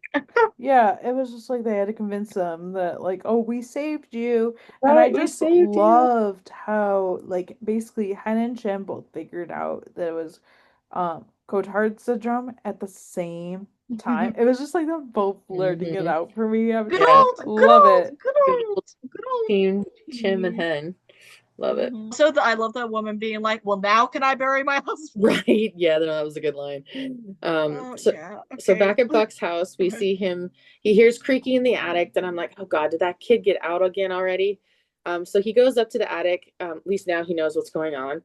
And he doesn't find the guy, but he finds a lot of beer bottles and all sorts of stuff, sleeping bag, and he finds after kind of digging around, so he starts bagging all this stuff up, and he finds a sobriety chip, and Buck goes, hey Cap, and that's kind of all we see. And then we go to the next scene. So Eddie's kind of walking out of his room. Chris gets up, and Chris says, is Abuela cooking? And Eddie's like, no, she's not here, but he could make Chris something. And Chris says, oh, he saw her last night in his room, and she told him not to be afraid and that she loved him. And Eddie's like, I think that was a dream. And then Eddie gets a call from Peppa. And he's like, oh, Tia, I guess everyone's getting an early start to the day. And Eddie goes into the kitchen, and Peppa's like crying on the phone. And she says, that Abuela is gone. And Eddie's kind of like, his face kind of goes sad, and he looks back at Chris, and he's like trying to keep it together. So again, another one of the people he loves, he gets a phone call about their death, trying to keep it Yep. together for Chris. Yep. I was just like, I was telling you guys that like I was just like so shocked by this. Um, it wasn't like it was like there was definitely that shock when it happened, but like I wasn't surprised because I was just like, well, she is older, and I figured eventually we would eventually lose her, and stuff. Like it's bound to happen. Right. So it was like when it happened, I was like, oh my God, like I can't believe they did Yeah. that. But then it was just like, well, yeah, this does make sense. We would have got this scene one time or another. Yeah. Yeah. See, what I'm mad, and I told you guys about this, but what I am mad about is that I got spoiled on this. And here's the thing, I don't care about spoilers generally. I actually tend to prefer them. I have a lot of anxiety. And I like to know what I'm getting myself into. I think I didn't even get spoiled by like a post or something. I think I opened up the comments on a post from 911 that was not related to this, I'm pretty sure, and I got spoiled because it was Yeah. in there. I was like, oh, and I closed those comments real quick, but I was like, oh, what? Like, And damage had so already been done. it already been done. And I really wish I had it. Like, I wish this had hit me. Like, I wish I had not known because I wanted the impact of not knowing because I knew this was coming Yeah. and I didn't want to know this was coming. It was supposed to be like, wait, what? Yeah. Yeah. It was tough. It is Well, yeah, tough this when is you're not like when you can't watch it, the day of. It Right. is tough yeah. like going on. It's kind of like you have to kind of be like, oh, I can't go on until I watch it, but I also understand like how why people whatever. Yeah, it's tough. That's why I'm like, oh, every time I can't. Yeah. But yeah, so we're all sad. We love Oh, yeah, for Abuela. sure. I loved Abuela. She's been in the series since like Eddie's first time in the series. Like she's Yeah. so much, and and I think I had shared, I'm sad that Chris and Eddie have lost another important person in their life. I think when Eddie was having a lot of problems with his parents, and Peppa and Abuela really stepped up because they were living in LA, and they were able to help Eddie with Chris when he first moved to LA, and another important person. But it was, like you guys said, she's older character. We weren't fully surprised that it happened. Eventually we may get a death scene or made it mentioned in passing, but just, having that happen in such a poignant episode. Also so soon after Bobby too. Like Yeah. characters with very different weight. Obviously, we know and love Mm-hmm. Bobby a lot more. Not because we don't love Abuela, but we got so much less Right. time with her. So not the same impact, but definitely there's an impact, Yeah, for sure. So then we see Eddie dressed, and he goes to Abuela's, and they're at Abuela's bedside, him and Peppa. And they have their moment with her, and Peppa said that she was picking her up for church, and when she didn't answer, she let herself in and she found her passed away in her bed. So she seemed to pass peacefully. It was so sad. But then, Eddie kisses her forehead and, gently kind of lays her hand down, and he's kind of comforting Peppa, and, Peppa's talking about, I guess she'd called the police or the 911, and they're like, well, you need to call a funeral home and make arrangements and all that stuff. So it's just all this stuff that you have to start doing, which, I remember when my mom passed, they told me like I think I had to make a decision within 24 hours because they could only store her body at the hospital morgue for so long. So it was just such a rush. Like, I'm just mourning my mom's life, so I can imagine what, Peppa's going through. It's like her mom just died and now she's having to make all these arrangements that, maybe they haven't talked about. I'm sure at their ages they probably have, but people don't talk about that stuff. And then, they find out it's going to be a couple of hours before somebody can come. And she's like, I don't know what I'm going to do for a few hours because they have to stay there. And Eddie suggests praying. And Peppa's like, yeah, I think she would like that.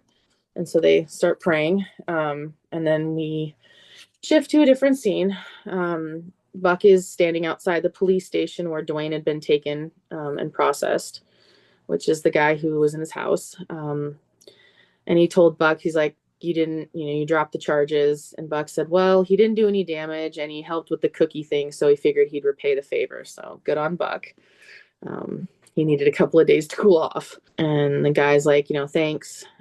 But now he doesn't know where to go. And Buck holds up the chip and says, how about a meeting? There's one down a few blocks from here. And he says, you're a friend of Bill W. And Buck says he's a friend of a friend. I like that kind of moment. Which I in don't the know if spirit he's of gonna Bobby pop up was again. I don't know. We'll see. I don't know. I have conflicting feelings on it because there's just so many people that are saying right now, oh my God, they're gonna date. And I'm like, guys, shut up. Close your mouths. Think the thought. Not everything needs to become an outside thought. You can think before you See, speak. Yeah. also, I think listen, I think the problem with that is everyone feels they have to say everything so that they can claim to be the first to have called it if something happens. Which listen, I've done that myself. I'm not saying I'm innocent in this. But it is something. Let's not get ahead of ourselves because we don't Amen. know if we're gonna see this guy again. What's his name? Dwayne? Yeah. Yeah. So I think his name. Yeah. I do. Okay. I like this though. And I wouldn't mind if he did pop up again. Because honestly, I think Buck could use. This will sound super demeaning, so not demeaning, but like ride with me on this. He needs a project, and I don't. Getting where you're going with this. Yeah. Yeah, I'm not trying to call this guy a project like addict alcohol. That's not what they are. Like obviously they have their own paths to go on and everything. That's not what I'm saying, but I think in a way, like he could maybe use someone to help outside of like his job, someone to support, maybe even if it's just a friend. Yeah, he's looking for somebody to kind of mentor. I'm Yeah. all for that as long as it stays a friend. I don't get any of those vibes. I don't Granted, want any of those vibes. we've known him an episode. So And like I just it's Yeah. like I kind of want like the same vibes they did when they brought Red in and Buck kind of had that. I would love if it's like yeah. a similar thing. Obviously it's gonna be like different circumstances, but I would be okay with it if it's like a friendship and it's not necessarily Buck feels bad and he lets him live with him. Because let's not forget that he did break into your house. Right. Yes. Like Uh, you don't need to you don't need to leave your door open to be supportive. Right. In the literal sense. I don't know. I do like what they did with this because he like obviously, yeah, the guy didn't really do any damage. And he definitely needed help. I love seeing Buck help him. If we never see him again, I'm perfectly cool with that. If we see him again, I'm interested to see what they'll do with it.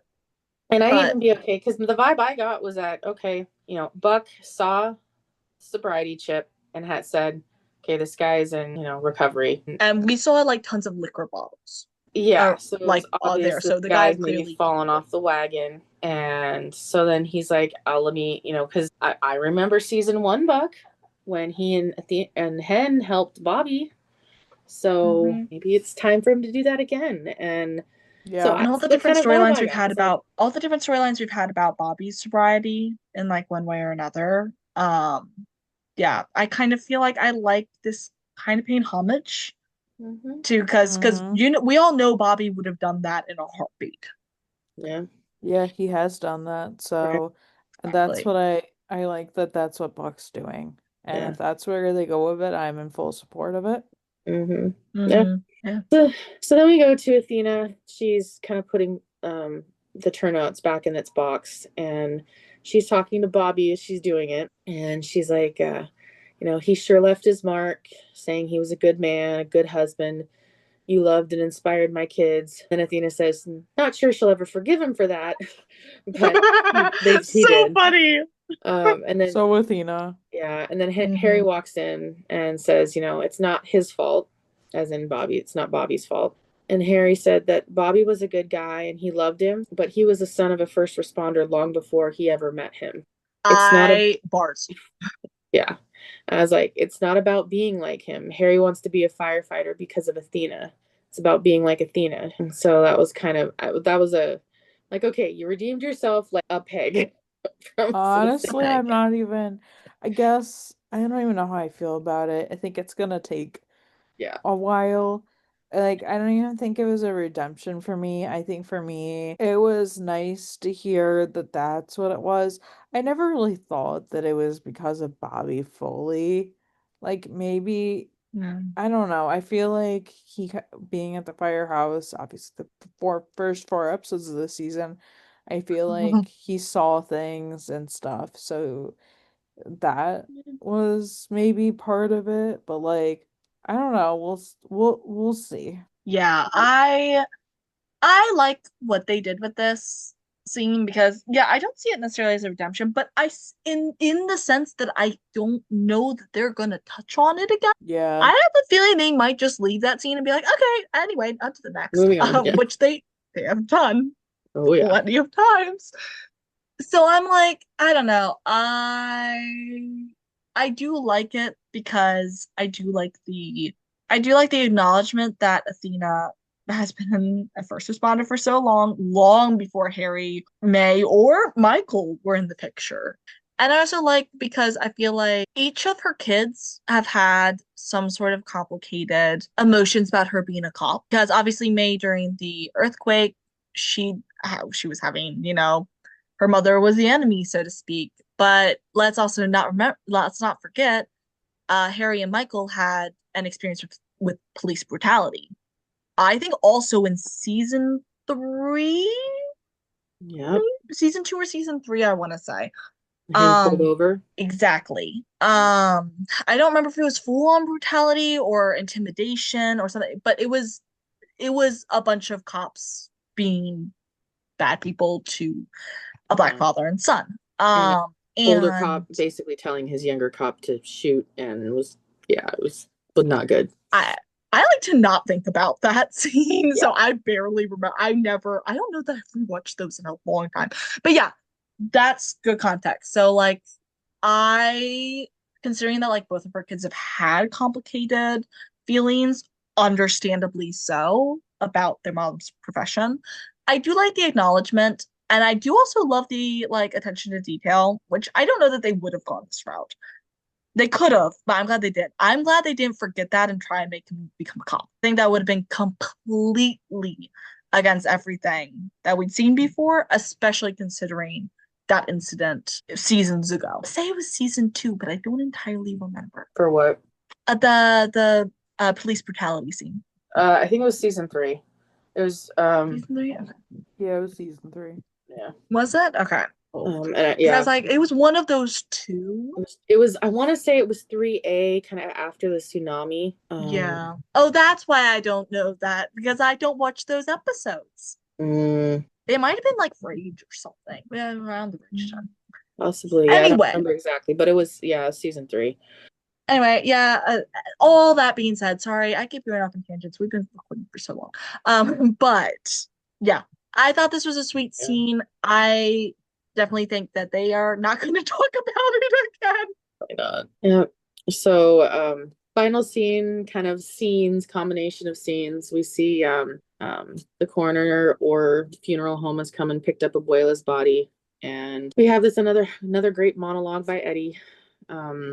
In the scene, him and Peppa are kind of holding hands, and all of a sudden, this procession of mourners dressed as, skulls and Day of the Dead regalia.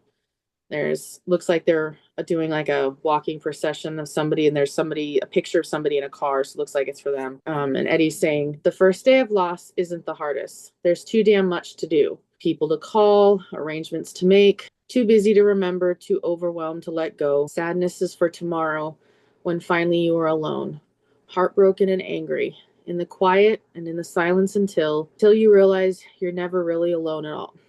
Maybe we have to be the ghosts of the people we love, haunting the world with their memory and the lessons they left behind.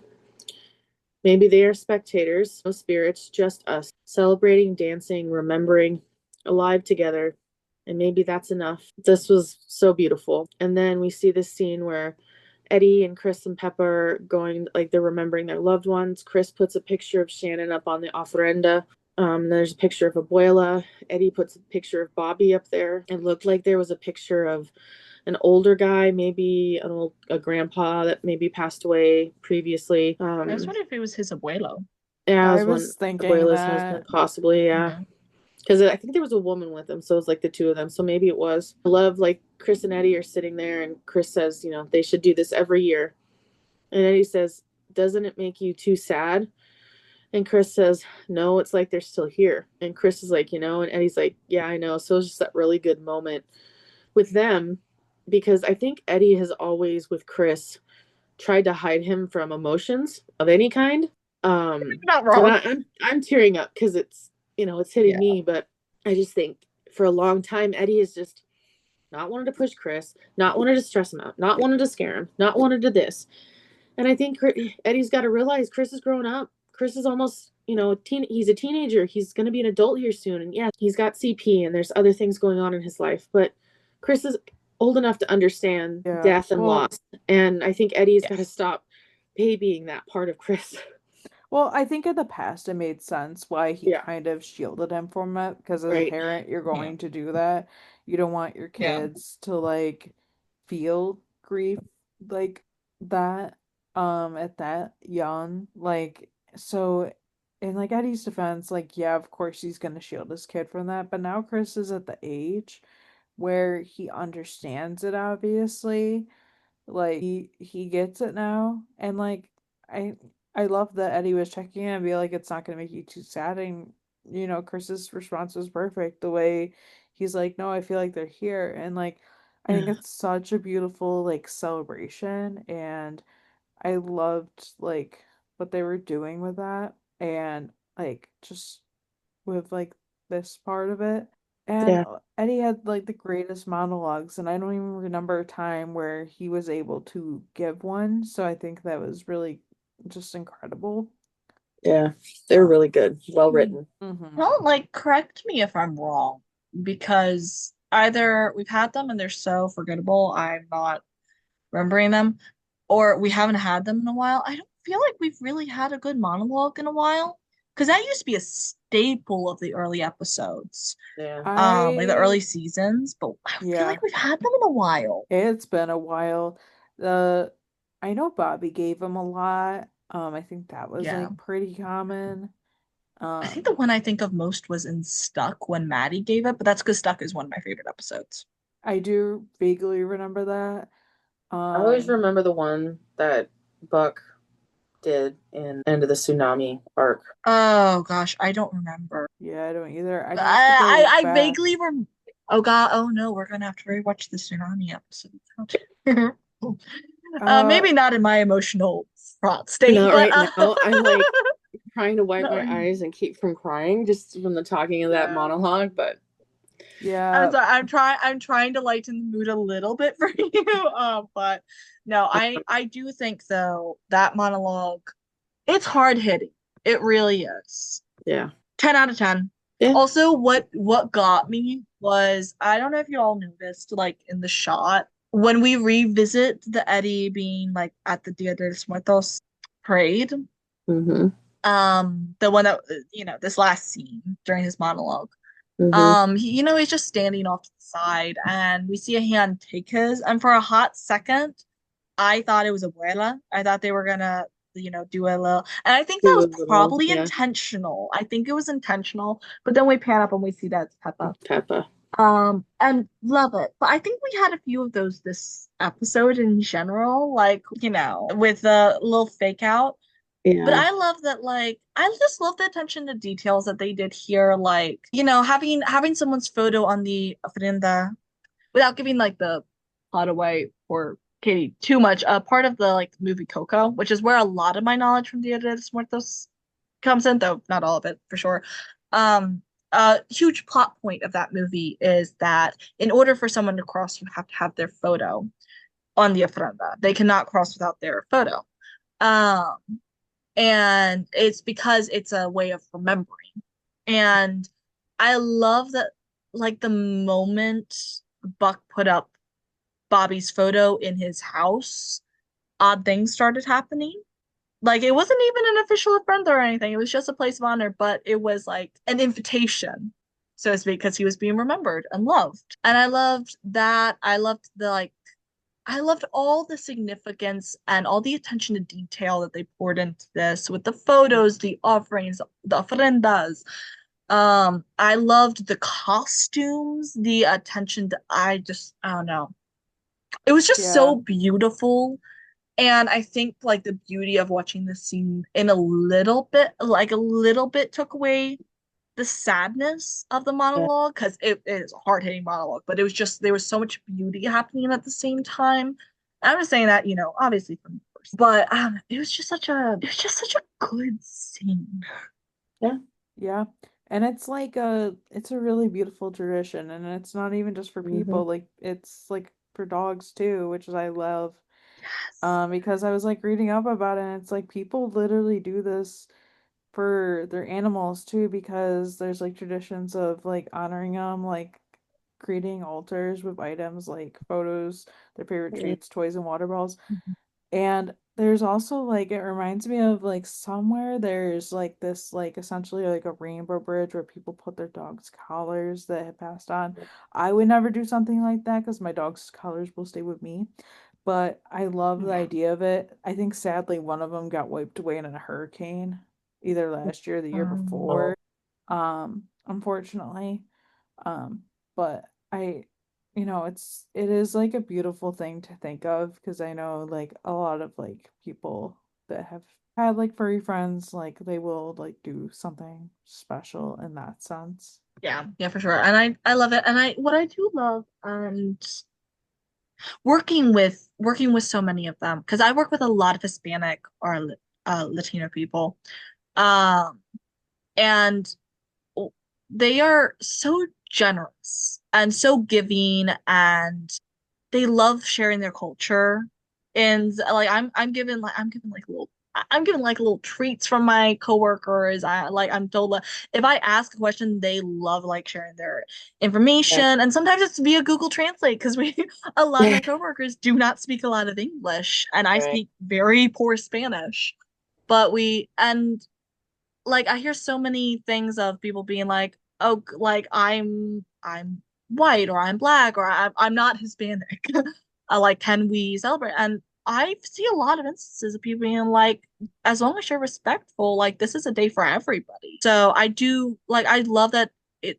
Yes, it is a very cultural holiday and should be respected as such, but I also love that it is like such a widely celebrated. And as much as I don't want to see another holiday like taken and commercialized Yeah. and capitalized on so much, I really like, not just in media, but like in general, I would love to see it kind of get a little bit more recognition, because it's just such a beautiful idea and such a comfort. That took an awfully long time for me to say, but I was having trouble articulating. No, you're good. Yeah, no, this was a good end to the episode, and Yeah, I'm glad that they did. I've noticed over the last few years, just in the few times I've looked through like the Halloween stuff, that there's actually seems to be a little more sugar skull shaped items and some things. And usually it's not, you're not wearing always black. You're like colors and it's to celebrate. So I've noticed that it's kind of starting to have some like little tchotchkes going on is good because the ofrendas are usually, decorative and usually a special space in the house, candles. Um, yeah, so yeah, no, this was good. The whole episode was really good. I thought there was a lot of great stuff. And I think, it's hard to believe this is only the fifth episode of the season. I was like, I feel like we've run a marathon and it's only been five episodes. I It's know, so like much. it it yeah, it's crazy. And I'm really sad that they, ended up choosing to kill off Abuela, but I think this was a good episode for her to pass away in. And Yeah. It was um, only a matter of time, so like if they didn't do it now, they're gonna do it later. all right, So it's not like I'm happy that yeah, they did it, but like it was going to happen. It was gonna have to happen eventually. right. And we don't know. Maybe the actress who plays her, maybe is something's going on with her health, and she's choosing to step back from I mean, she was already being not in the show actress. that much, so I don't really think that Yeah, really makes a difference. It was obviously like they had to do it eventually. yeah. So yeah, so it just, but yeah, no, it was a really good episode, and I'm really glad we got the chance to talk about it. And yeah, so what do you guys think I overall? loved it. It was a really good episode. I think it was very strong, coming off, especially coming off of an emergency.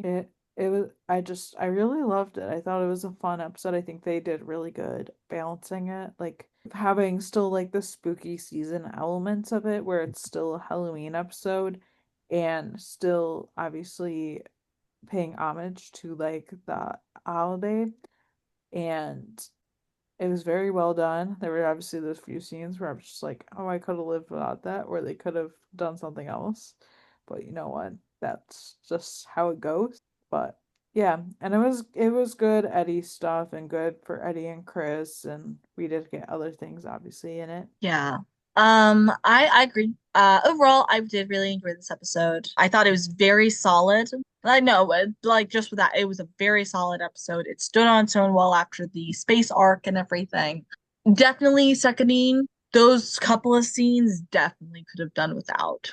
But beyond that, it was just really good. I am interested to see what next episode, which will be, the fall finale, is going to be Mhm. like. I'm definitely interested to see what they're doing because they didn't really do a lead up. I don't like obviously we have a promo.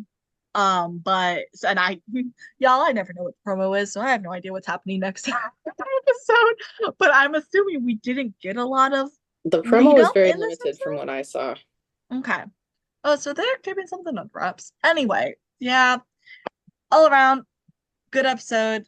I'd love to see more Halloween Dia de los Muertos in the show and others. Yeah. And yeah, that's where I'll leave it. I could keep talking, but that's where I'll leave it. Do we have any fan thoughts? Yes, we have a few. Ooh. So, as a Peruvian fan whose country celebrates Dia de Todos los Santos, kind of similar to the Mexican tradition, it Mhm. was so beautiful to see how grief is shown Yeah, on different characters. They right. showed us how complex grief is and how it looks like on different people because it will never feel the same way to everyone.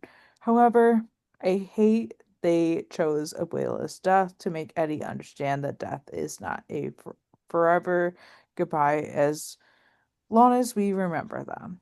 Why, Mhm. Tim Veneer? Why? So far, my favorite episode of the season. Then the other one, I think the episode had a decent job at showing how Mexican people find comfort in cultural practices, plus Mhm. our complicated relationship of Catholic Catholicism. With Eddie, I always wish they could show his cultural background better through the writing, but I now realize it's also particularly due to lack of screen time that truly focuses on just him. I think non-Mexicans don't understand Eddie this episode like we do, so I don't really care for their opinions on him right now. And that's fair. I understand that. I Fair. get it. Yeah. I do like seeing people that our Mexican like kind of explain this. I think I love seeing everyone's viewpoints and Yeah. everything. So I totally get that. Um, Yeah.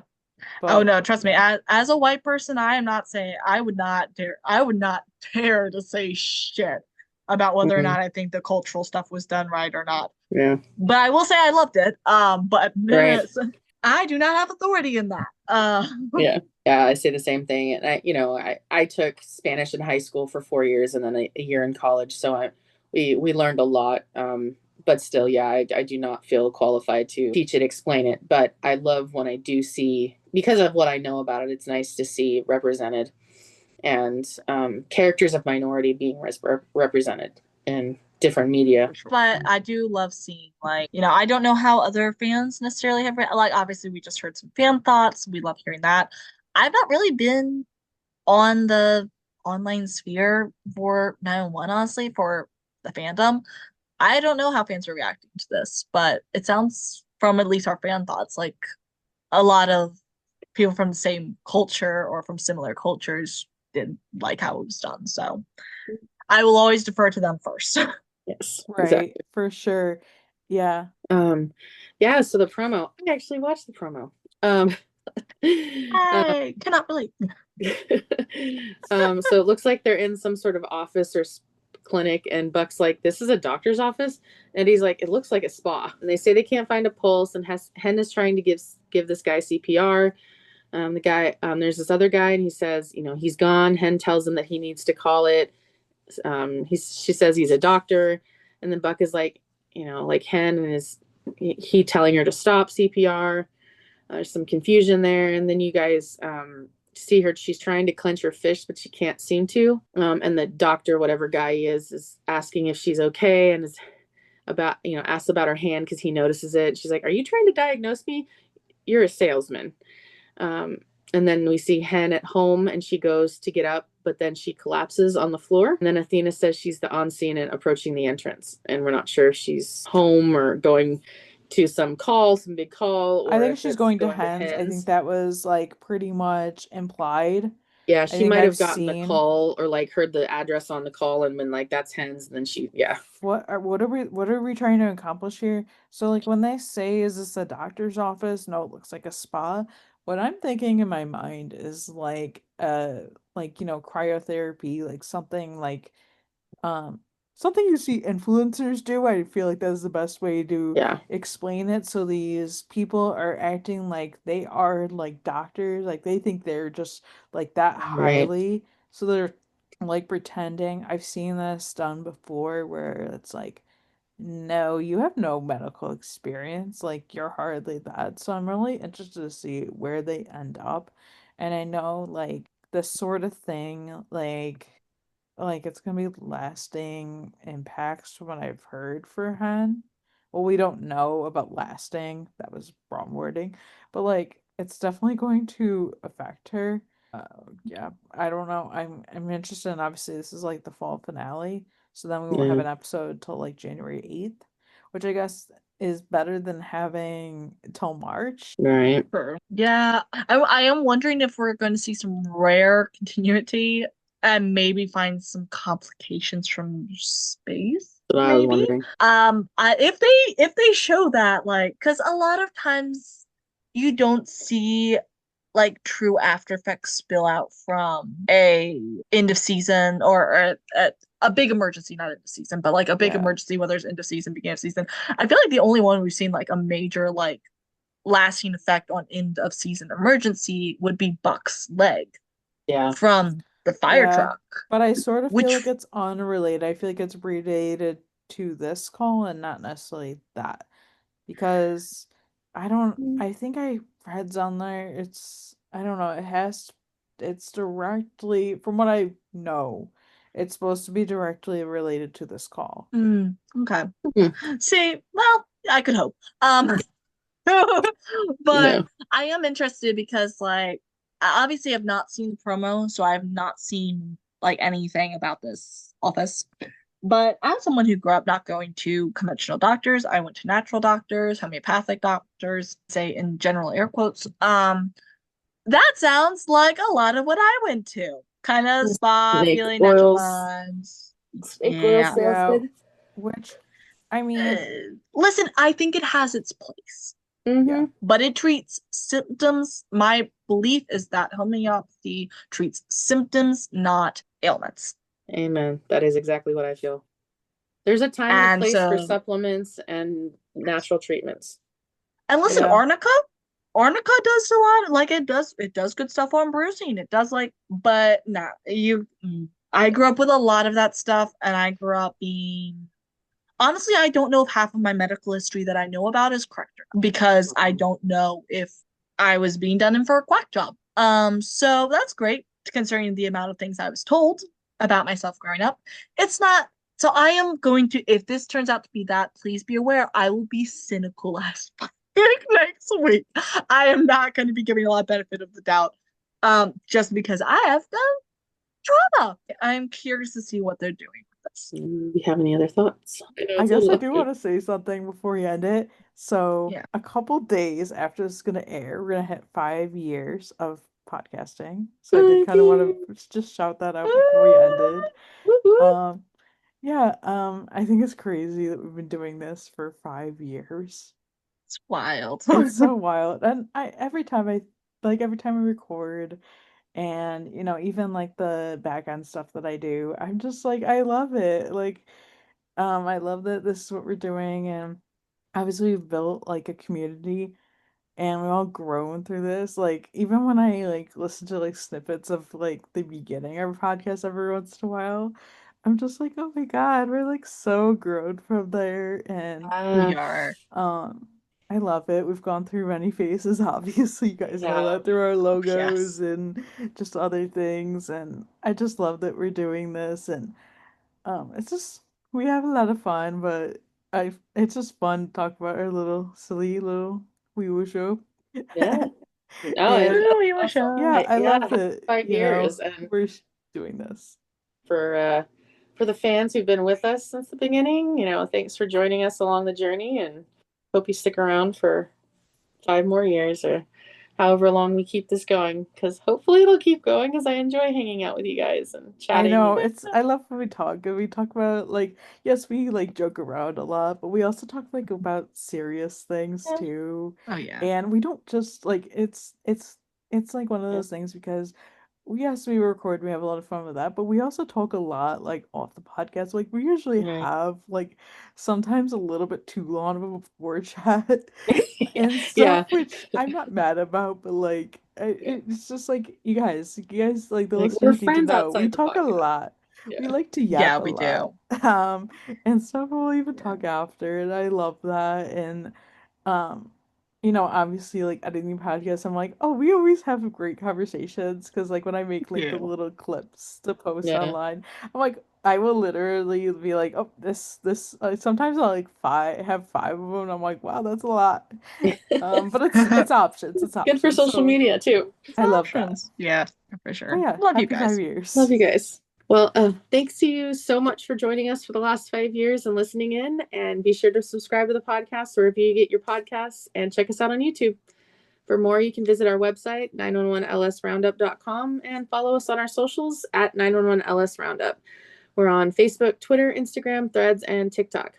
And of course, you can come join us on our Discord server. The link is in the description below and on the website.